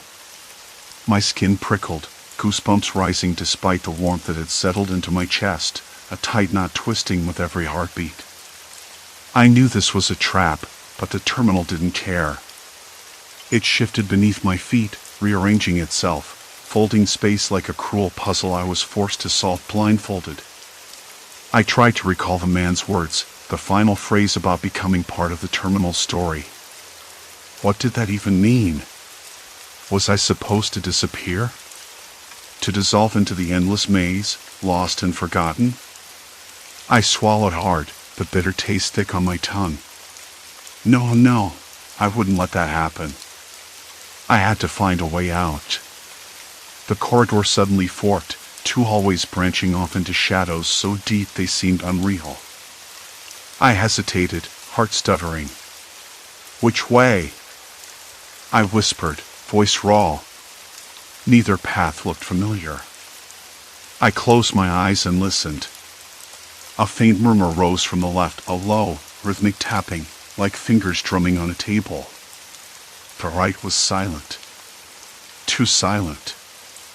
I shivered and chose the left. The tapping grew louder, echoing off the concrete walls coated in peeling paint. It wasn't random, someone was there. Someone else trapped in this shifting nightmare, or worse, someone watching. I rounded a corner, and the lights flickered again, casting long, jittering shadows. A figure appeared ahead, hunched and still, silhouetted against a dim emergency exit sign. My mouth went dry. I swallowed. Hello? I called. The tapping stopped.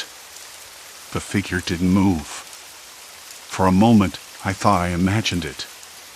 Then it raised a hand slowly, deliberately, and pointed down the hallway behind me. My breath caught. I glanced back. The corridor I just left had disappeared. In its place was a blank wall, cold and unyielding. No doors, no signs, just smooth plaster that scraped against my fingertips when I reached out. Panic slammed into me like a wave. I spun back to the figure. Why did you do that? I demanded, voice shaking. The figure tilted its head, and then, unbelievably, smiled. But it wasn't a smile of kindness. It was mocking, cruel, like the terminal itself had found a voice in this person, or maybe that person was the terminal's echo. You're already lost, the figure whispered. The voice was hoarse, almost a rasp, but it cut through the silence sharper than any shout. The terminal doesn't like interruptions. What do you want from me? I asked, stepping back.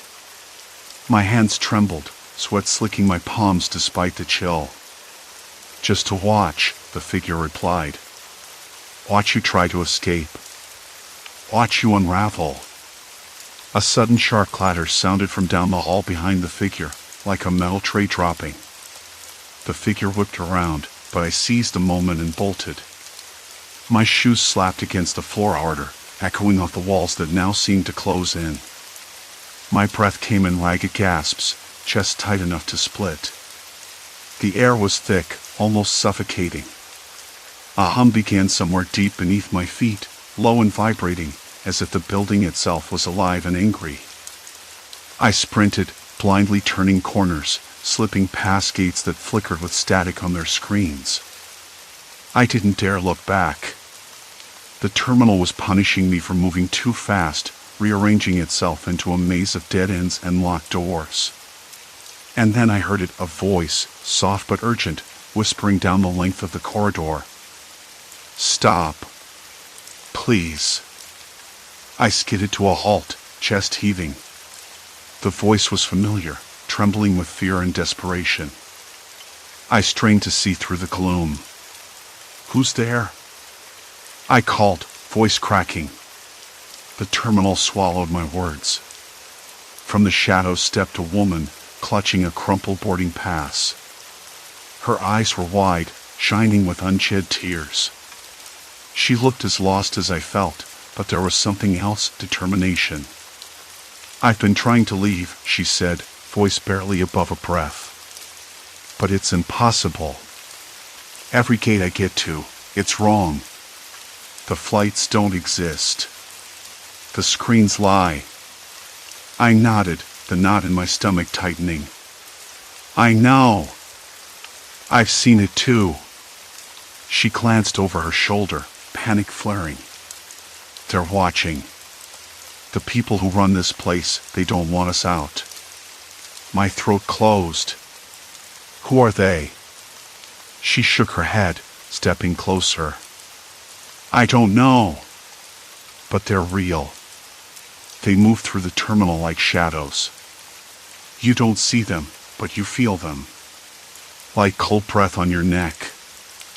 I swallowed hard. The man I'd met before, the gatekeeper, was he part of this? Or was there something worse?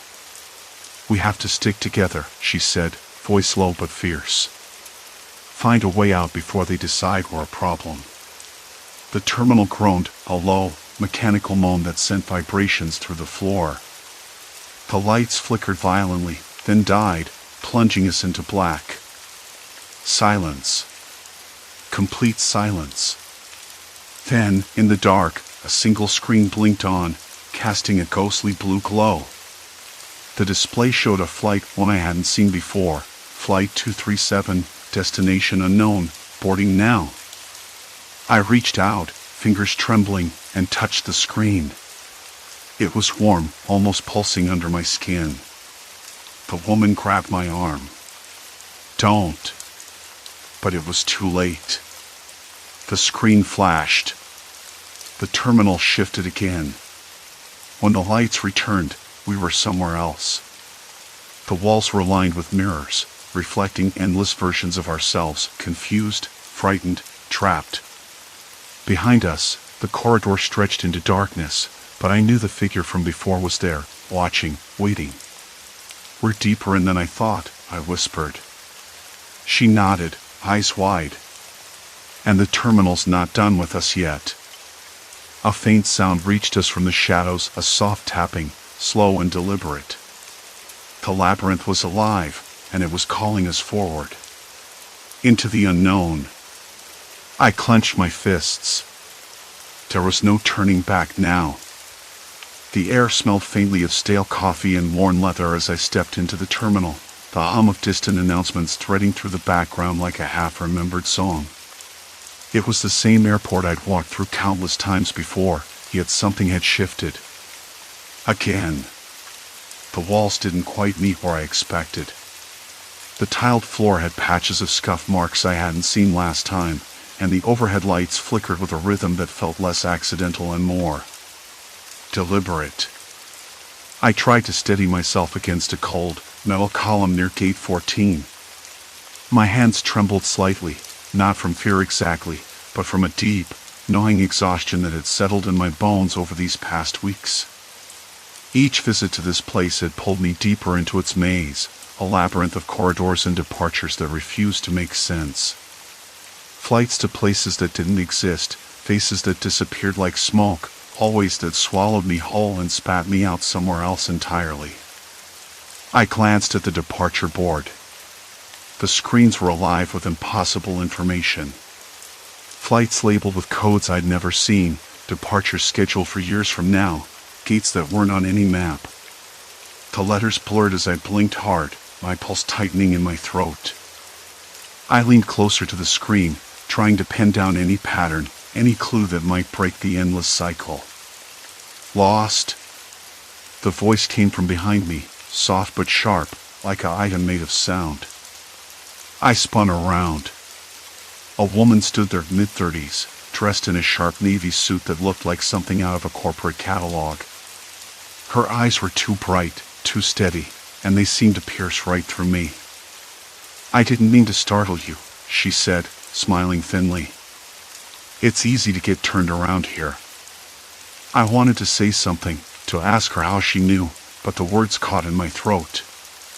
Instead, I nodded, swallowing hard.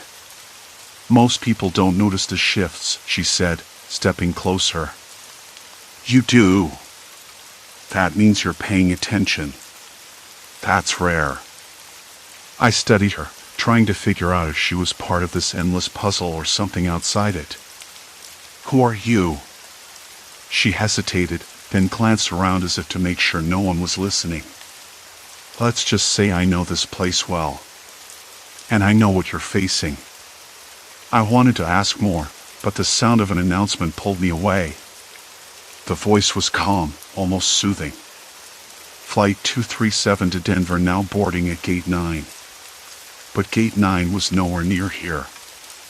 I hadn't seen it on any of the maps, and every direction I tried to reach it twisted into something new. A dead end here, a stairwell there, a corridor that looped back to the same spot. I looked back at the woman. Why? Why does the terminal keep changing? She shrugged, the faintest shadow of sadness crossing her face. Sometimes places reflect the people who pass through them. Sometimes they trap the ones who can't let go. Her words hit me harder than I expected. I swallowed the lump in my throat. Let go. Was that what this was about? I had to admit, I wasn't sure what I was holding onto anymore. My flight home had left hours ago. My phone was dead. I didn't know if anyone was looking for me. The terminal, this endless shifting maze, had become a prison of my own making. Look, I said, voice hoarse, I don't want to be trapped here. I need to get out. She nodded, as if she'd been waiting to hear that. There's a way, she said. But it's not simple. You have to face what's keeping you here. The part of you that clings to the past, to the fear, to the unknown. I shook my head, frustration rising. That sounds like nonsense. She smiled again, softer this time. Maybe. But it's the truth. The terminal doesn't just shift for no reason. It responds. I looked away, running my fingers over the rough edge of a worn bench. The texture grounded me real, tangible. No illusions there.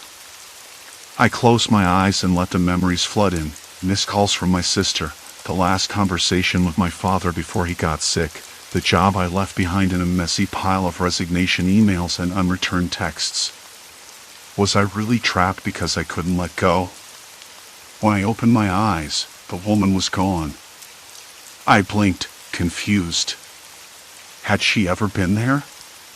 The terminal was silent now, except for the distant rumble of a cleaning cart somewhere down a hallway I didn't recognize. I stood up, feeling the weight of exhaustion settle deeper into my shoulders. I decided to move. To stop waiting for answers from ghosts or shifting walls. If the terminal was a reflection, maybe I could change it. I navigated through the twisted corridors, paying attention not just to the signs, but to the sounds, the smells, the small details. The faint scent of lemon cleaner on a door handle. The way the carpet softened underfoot near the lounge. The hum of an air vent vibrating against the plaster ceiling. I paused at a large window overlooking the runway. The sun was setting, casting long shadows across the tarmac. Planes lined up like sleeping beasts, engines silent, waiting. And there, just beyond the glass, a familiar figure waved. It was my sister. Her hair caught the light. Her smile was real. I pressed my palm against the cold glass, heart pounding in a way I hadn't felt in days. I had to get to her. The terminal shifted again, but this time I moved with purpose, not fear. The hallways stretched and bent, but I kept my eyes fixed on the exit signs, on the faint glimmers of light that felt like breadcrumbs. Finally, I pushed through a heavy set of doors and spilled out onto the curb. The air was cool, tinged with exhaust and rain that had recently fallen. My sister stepped forward, wrapping me in a hug that squeezed the air from my lungs. "It's okay," she whispered. "You're here." I closed my eyes against a rush of relief and disbelief. The maze was behind me. The shifting halls, the impossible flights, the disappearing faces, they were memories now, things that had almost swallowed me whole. I pulled back and looked at her. "How did you find me?" She shrugged, a small smile playing on her lips. I didn't. You found your way out. I nodded slowly, feeling a strange calm settle over me.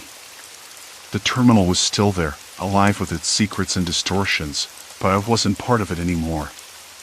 Not because the place had changed, but because I had. We walked away from the terminal together, the noise of the city rising around us. I breathed deeply, tasting the rain on my tongue, feeling the solid ground beneath my feet. The nightmare was over. Or maybe it was just the beginning of something new. But for the first time in weeks, I wasn't afraid. I was free. Story 6, Silent Village, Unknown Watchers Await.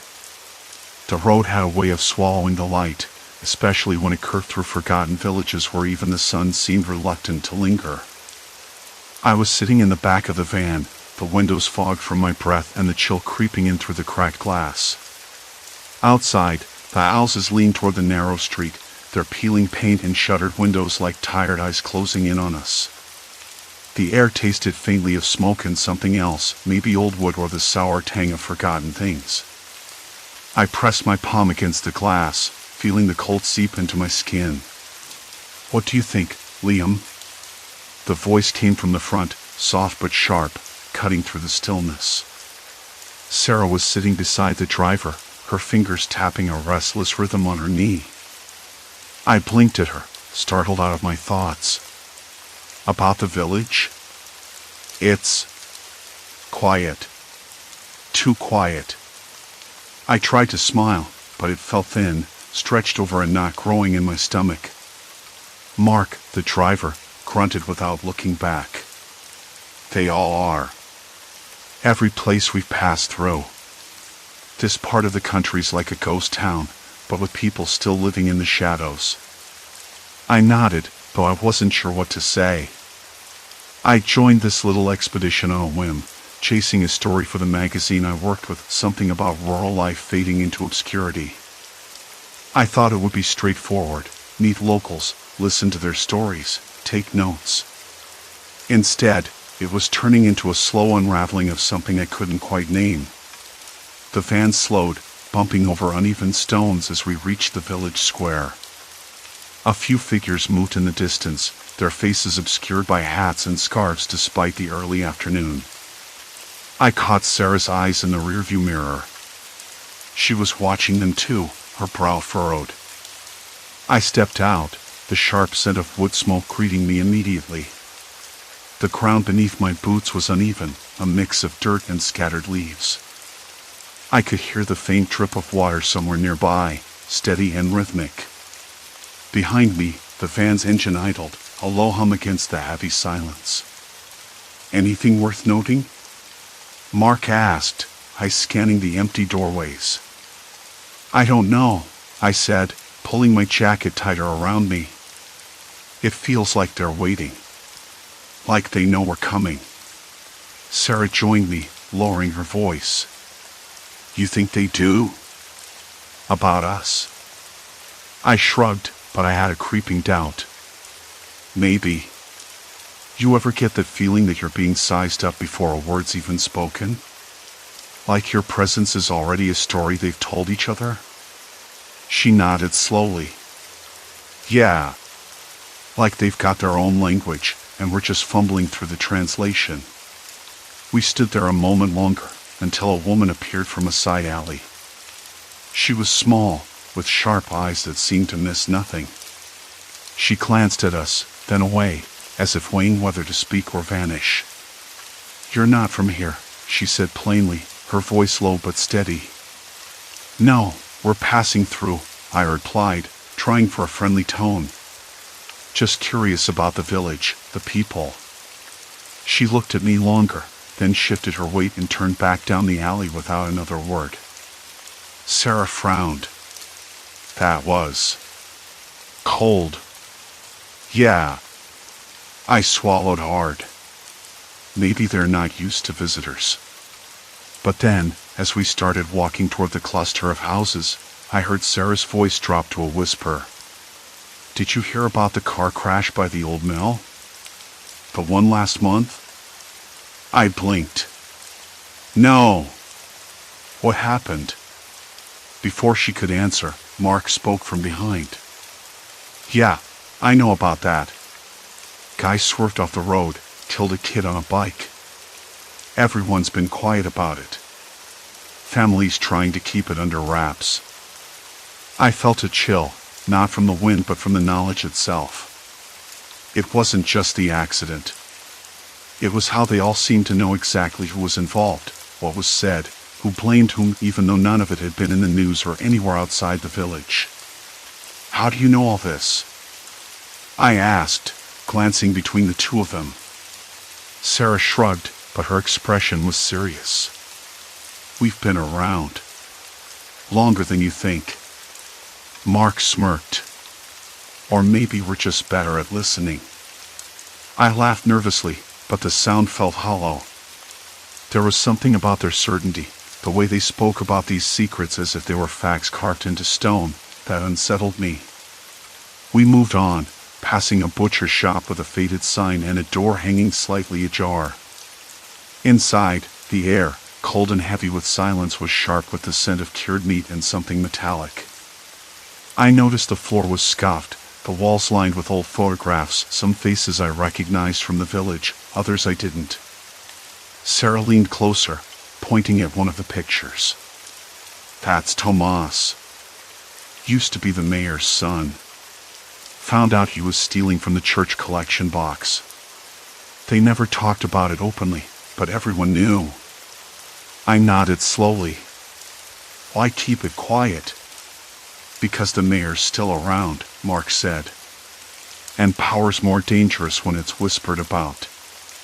It struck me then, the way these stories were spoken in half-truths and careful glances. Like they were invisible threads weaving the village together, binding people in ways outsiders couldn't see. As we stepped back outside, a dog barked somewhere down the street. It was sharp, sudden, and then cut off as quickly as it began. The village seemed to hold its breath again. I rubbed my hands over my face. I don't know. This place feels like a puzzle with pieces missing. Sarah smiled, but it wasn't warm. Welcome to the edge of nowhere, Liam. You're not just visiting anymore. I looked at them both, wondering how long they'd known these things before I arrived, how much more they were holding back. And then, without quite realizing it, I found myself listening harder, watching closer, as if the village wanted to tell me its secrets, one quiet moment at a time. The night pressed in, thick and almost suffocating, as we stood on that cracked sidewalk, the faint drip of water from a loose gutter somewhere behind the bakery filling the silence between us. Sarah's words from moments ago echoed in my head, "You're not just visiting anymore." I glanced at her, trying to read the flicker behind her steady gaze. Mark shifted his weight beside her, the gravel crunching softly beneath his boots. Neither of them looked like they were about to turn back. "So," I said, voice low, "what now?" Mark gave a short chuckle, but there was no humor in it. "We start paying closer attention. Talk to people. Watch. Watch." The word felt too small for what they meant, but I didn't argue. I wanted to believe this was just some game, some strange initiation, but the way the village seemed to hold its breath made me think otherwise. We made our way back to the little inn where I was staying. The building leaned slightly to one side, the plaster cracked and peeling, with a faint smell of damp wood and something sour, maybe old bread left too long on a shelf. Inside, the flickering bulb in the hallway cast long shadows over the worn carpet. I could hear the faint murmur of voices from the common room, the low buzz of conversation that held a kind of guarded energy. Sarah and Mark didn't join the others. Instead, they led me up a narrow staircase, the banister rough beneath my palm, and into a small room at the end of the hall. The window was cracked open a few inches, letting in the cold night air that smelled faintly of earth and smoke from distant chimneys. A weak moonlight spilled across the floorboards, and I realized how quiet everything was, too quiet. Mark closed the door behind us, and the lock clicked softly. I noticed Sarah's eyes flick to it, then back to me. So, I said again, trying to sound casual, but my throat felt dry. You two know a lot about this place. More than anyone should. Sarah smiled, but tight. We've been here longer than you think. Longer than most. I swallowed. Longer? You mean you lived here before coming with me? Mark shook his head slowly. Not exactly. We've been around. Moving, watching. It's complicated. I wanted to press them for details, but something in the way they avoided eye contact stopped me. Instead, I asked, why? Why all this secrecy?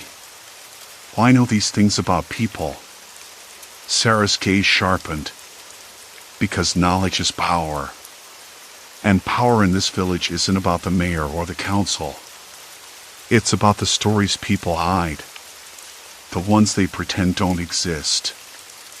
I thought about the old woman with the crooked back who refused to speak of her son, the butcher who barely looked you in the eye and always had a fresh scar on his knuckles, the children who vanished from the schoolyard but were never mentioned again. I'd seen the signs, but I hadn't dared to ask. And you, I said, you just collect these stories? Like trophies? Mark's eyes darkened. No. We use them. To keep balance.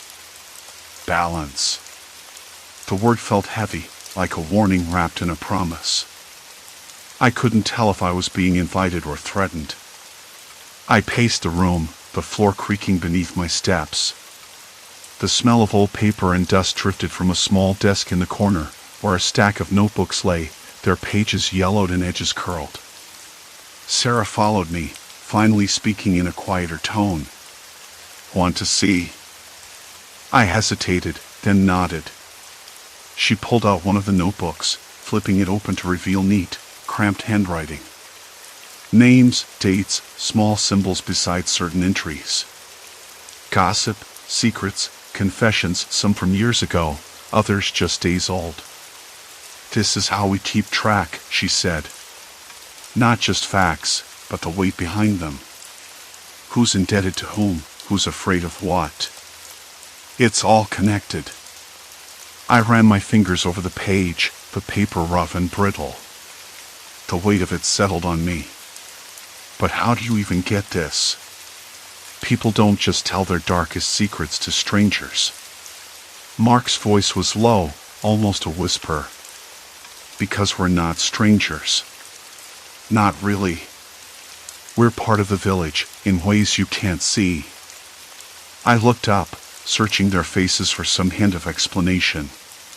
Instead, I found only quiet resolve. The next day came too quickly. I woke with a start, the early light spilling thin across the cracked ceiling.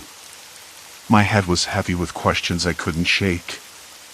Outside, the village was already stirring, the clatter of shutters, the faint aroma of fresh bread baking somewhere down the street, mingled with the damp earth after a night's rain. Sarah and Mark were waiting downstairs, already dressed in their usual worn clothes.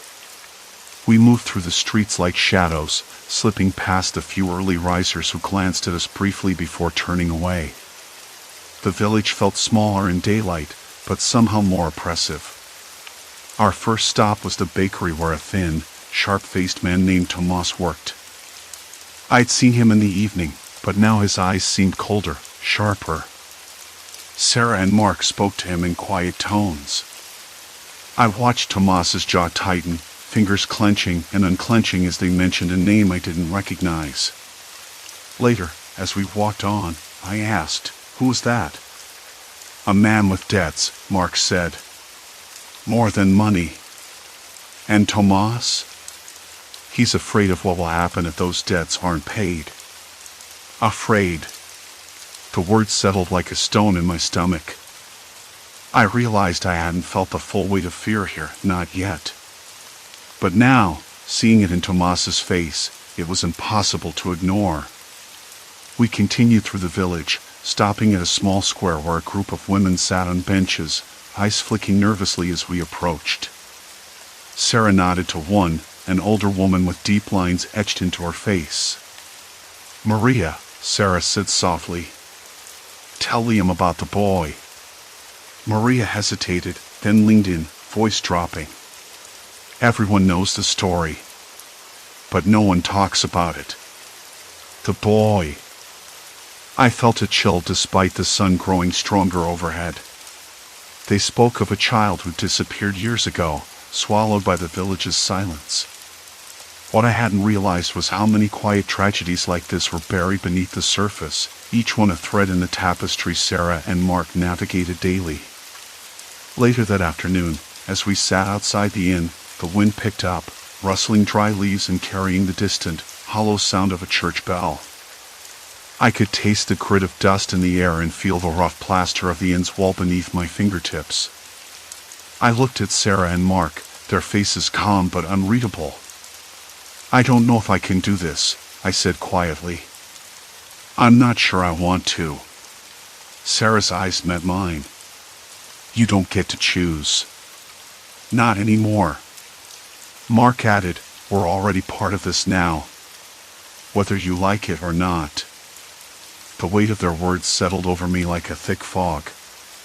I wanted to pull away, to run, but the village had already wrapped its fingers around me. Its secrets weren't just stories anymore, they were chains. That night, I lay awake, listening to the wind scraping against the window pane and the faint murmur of footsteps outside. Something had shifted, not just in the village, but in me. I was no longer an outsider looking in.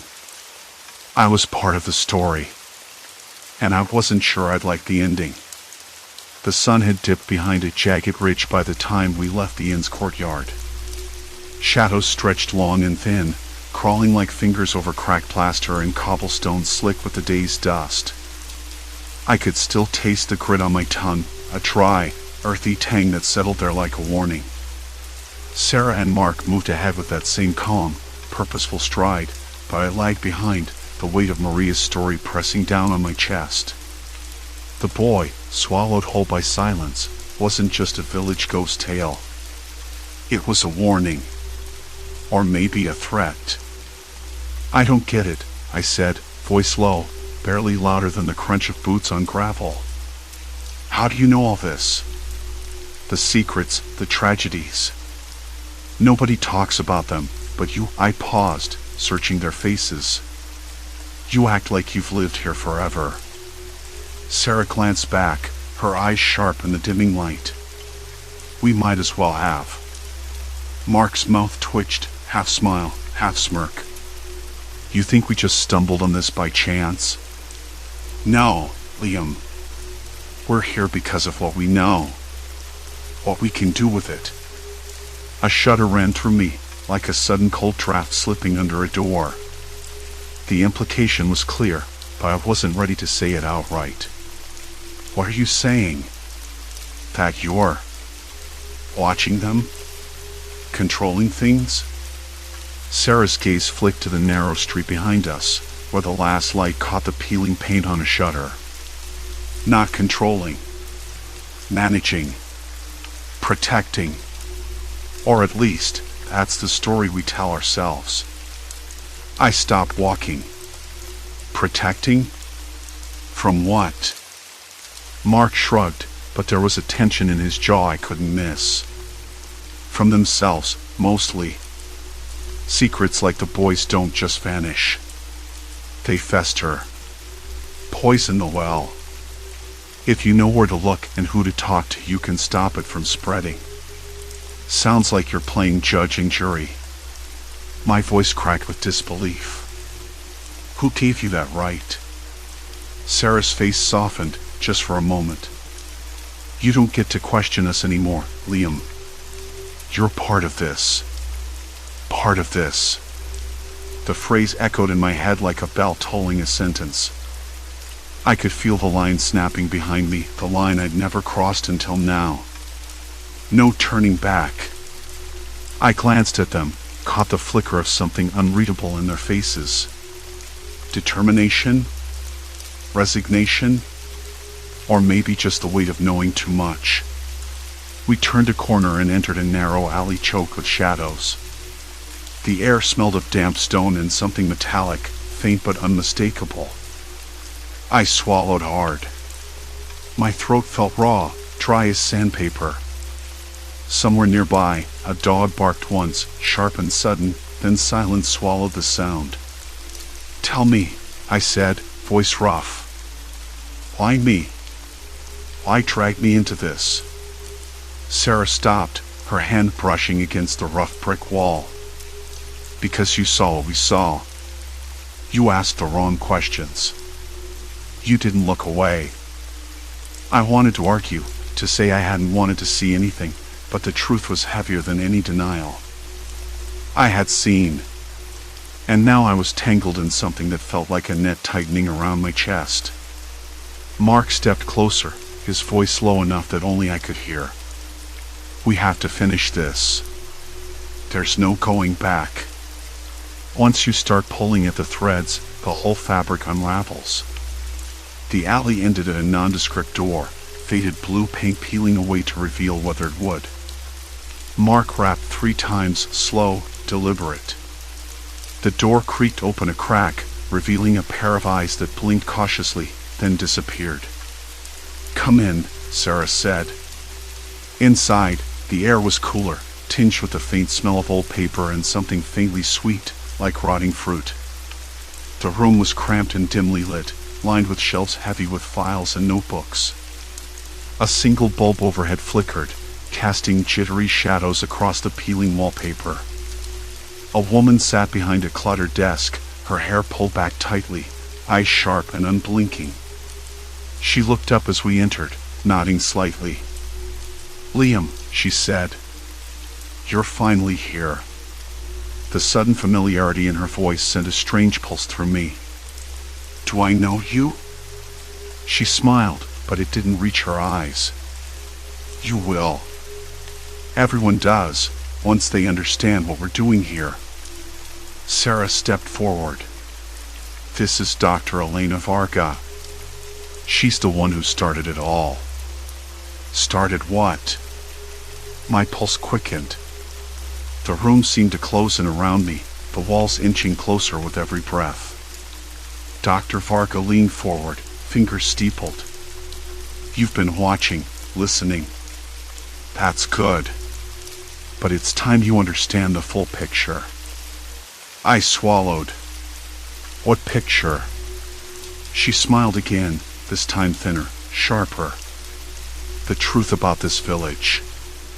About all the villages we've been through. The secrets you think are buried? They're not. Not really. They're currency. Power. And we're the ones who hold the ledger." The words hit me like a punch to the ribs. I stumbled back, nearly knocking over a stack of papers. "You mean you're exploiting them?" "No," Sarah said quietly. "We're containing them. If we don't, the whole place falls apart. People can't live with their secrets forever. They either destroy themselves or everyone around them. But at what cost?" I whispered. Dr. Varga's eyes locked onto mine. "At the cost of truth. At the cost of freedom. That's the price for keeping the darkness from spilling out." I sat down heavily on a rickety chair, the wood groaning under my weight. The room smelled faintly of mildew and old sweat, and the dim light buzzed overhead like a trapped insect. My hands trembled, not from fear exactly, but from the sudden, crushing weight of realization. I wasn't just a visitor anymore. I was a player. Part of something I couldn't escape. The secrets I'd uncovered weren't just stories, they were chains. And now, they were wrapped tight around my ankles. Sarah leaned in, voice low and urgent. "You've seen the boy's story. You know what happens when silence rules. It's not just about one child. It's about every person here. Every secret we've ever uncovered." Mark added, We've already made choices for you, Liam. The roads out of this village aren't what you thought they were." I looked at them, their faces calm but unyielding. The air seemed to thicken, heavy with unspoken threats that didn't need words. "Where do I go from here?" I asked. Dr. Vargas smiled, a strange, knowing curl of her lips. "Forward. Always forward.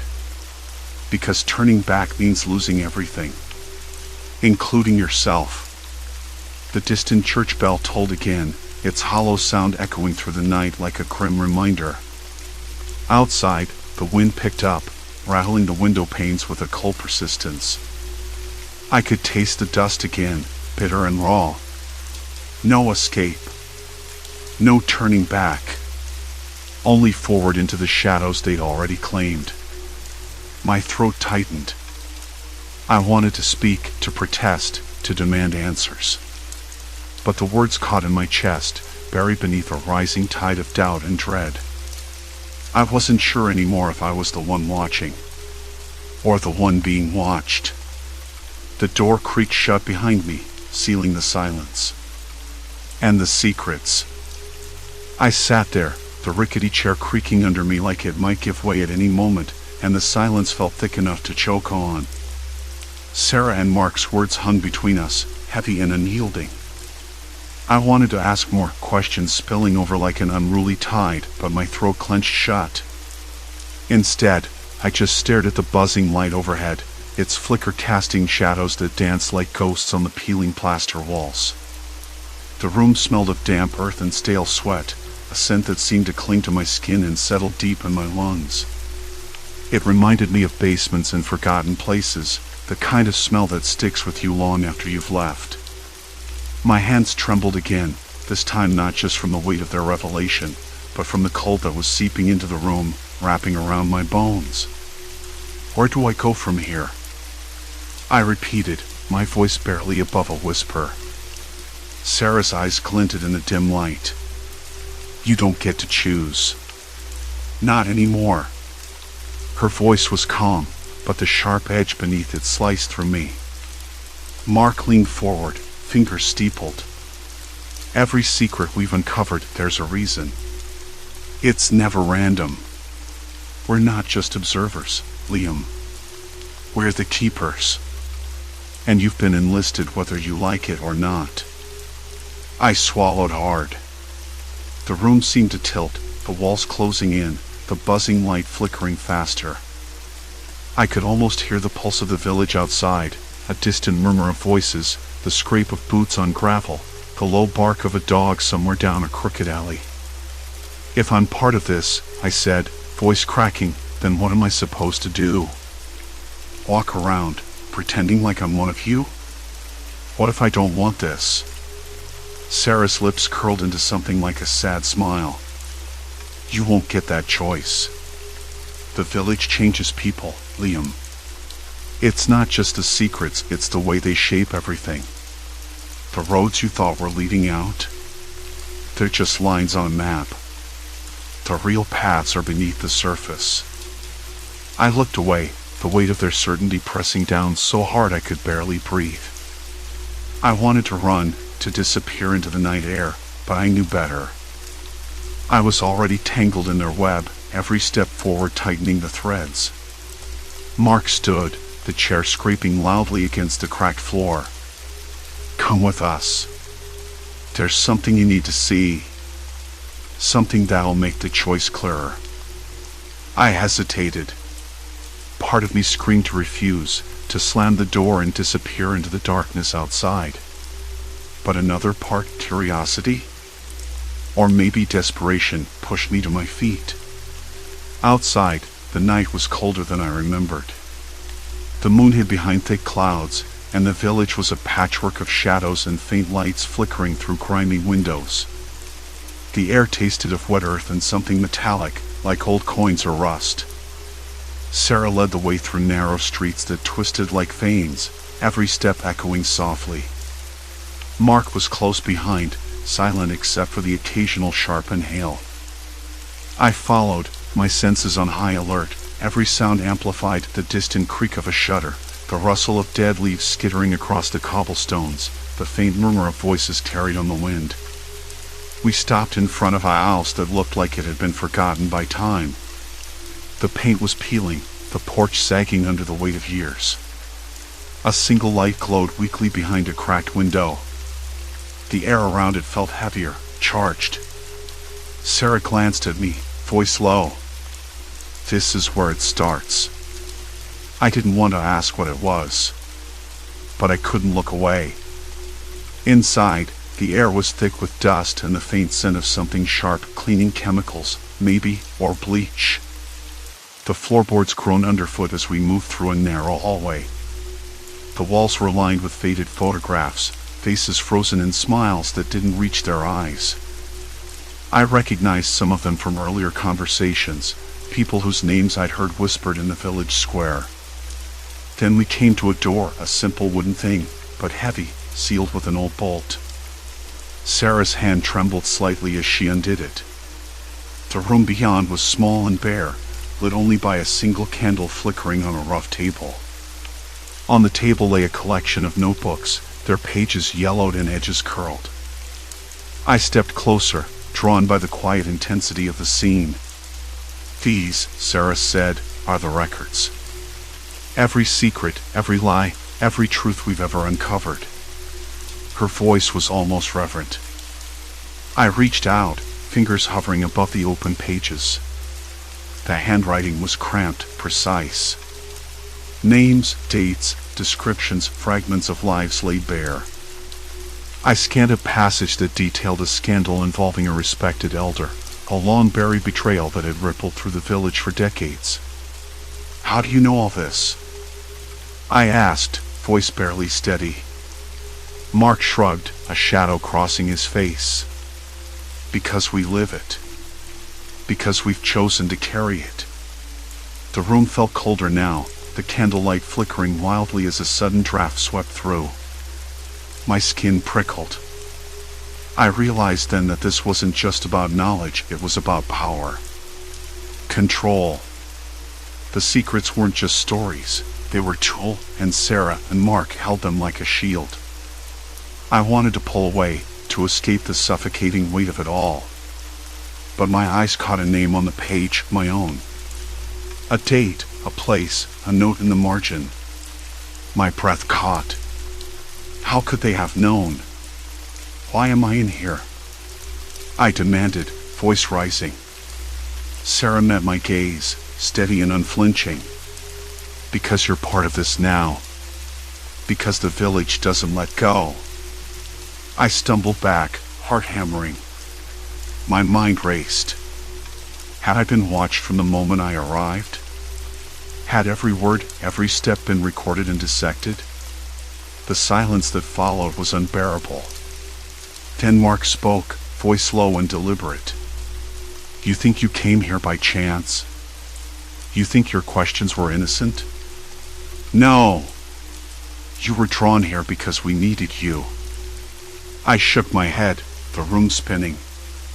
"I don't understand." The dawn was a pale thing, like a half-forgotten bruise stretched across the sky. I woke on the rough cot beneath the cracked window, the chill morning air slipping in through the gaps and clutching at my skin. Outside, the village was still, save for the occasional crow's harsh caw and the distant clatter of shutters. The scent of damp earth and wood smoke mingled, thick and unyielding, pressing against the thin walls. I lay there for a long moment, listening. The others had already left the room, their absence a sharp pang in the quiet. I wasn't sure whether I wanted to follow or stay. What was left, really, after everything? The weight of the night spent chasing shadows, the whispered confessions that weren't meant for me, the cold calculations behind every glance they threw my way. I rubbed my hands over my face, the rough stubble prickling like sandpaper, and tried to breathe. "Morning," a voice said, soft and cautious in the doorway. It was Mara. Her eyes were tired but steady, the usual flicker of amusement replaced by something unreadable. "Morning," I answered, my voice hoarse, strange even to my own ears. She stepped inside, closing the door quietly. "We need to talk." I sat up, the cotton sheets rustling around me. "About what?" She hesitated, then crossed to the small table by the window, tracing a cracked line in the plaster. "About what you saw last night. What you figured out." I swallowed hard. "You mean? How you knew all those things? About the people here?" She nodded, eyes fixed on the wall. "Yes." "And why?" It was the conversation I'd been avoiding, the one I'd spun in my mind 100 times, tangled and messy, never quite fitting together. I wanted to believe it was some coincidence, some lucky guess. But it wasn't. They had lived here, or close enough, long enough to know every secret, every hidden fracture in the village's face. But why? What did they want with that knowledge? I ran a hand through my hair, the texture coarse and unkempt. "I don't understand. Why all this? Why come with me, pretend?" Mara's eyes finally met mine, clearer now, like a window cracked but not broken. "Because it had to end. Because someone had to see it, someone from outside." Her words hung in the stale air. I felt a shiver crawl up my spine despite the thick wool blanket around me. "See what?" I asked, voice low. "The truth," she said simply. "About this place. About the way the village eats itself from the inside." I looked away, down at my hands. The skin was dry, cracked in places, like the land outside. "And you? Are you part of it?" She laughed, a short, bitter sound. "No. But I was. Once. I grew up here. That stopped me cold." "Then how?" "I left," she said. "Ran when I could. But I never stopped watching, never stopped knowing. Some things don't leave you, even when you're far away." The room felt smaller suddenly, the walls pressing in. A slow, sinking feeling settled in my chest, heavy and persistent.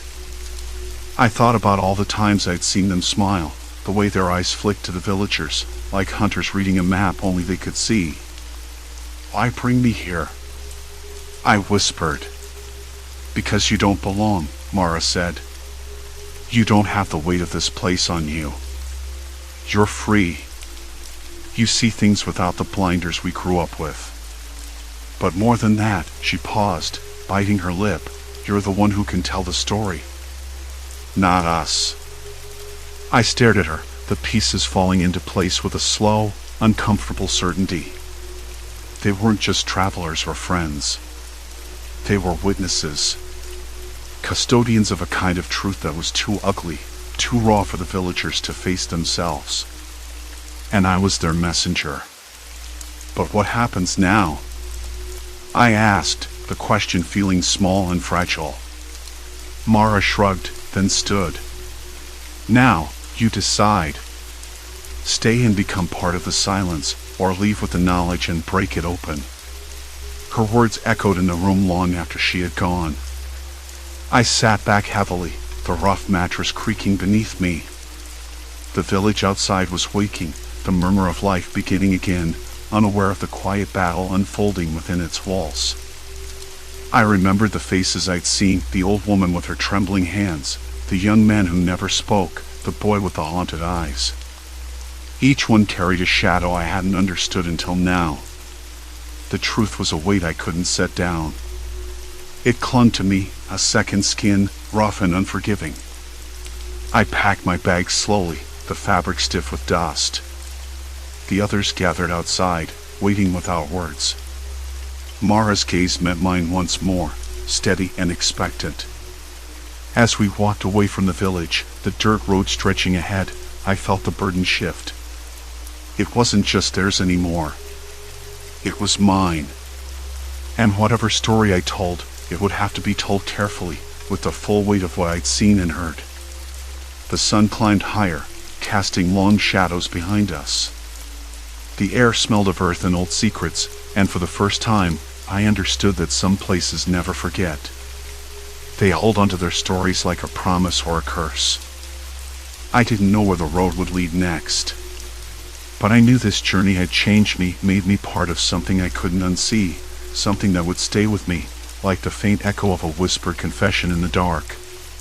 And maybe, just maybe, that was enough.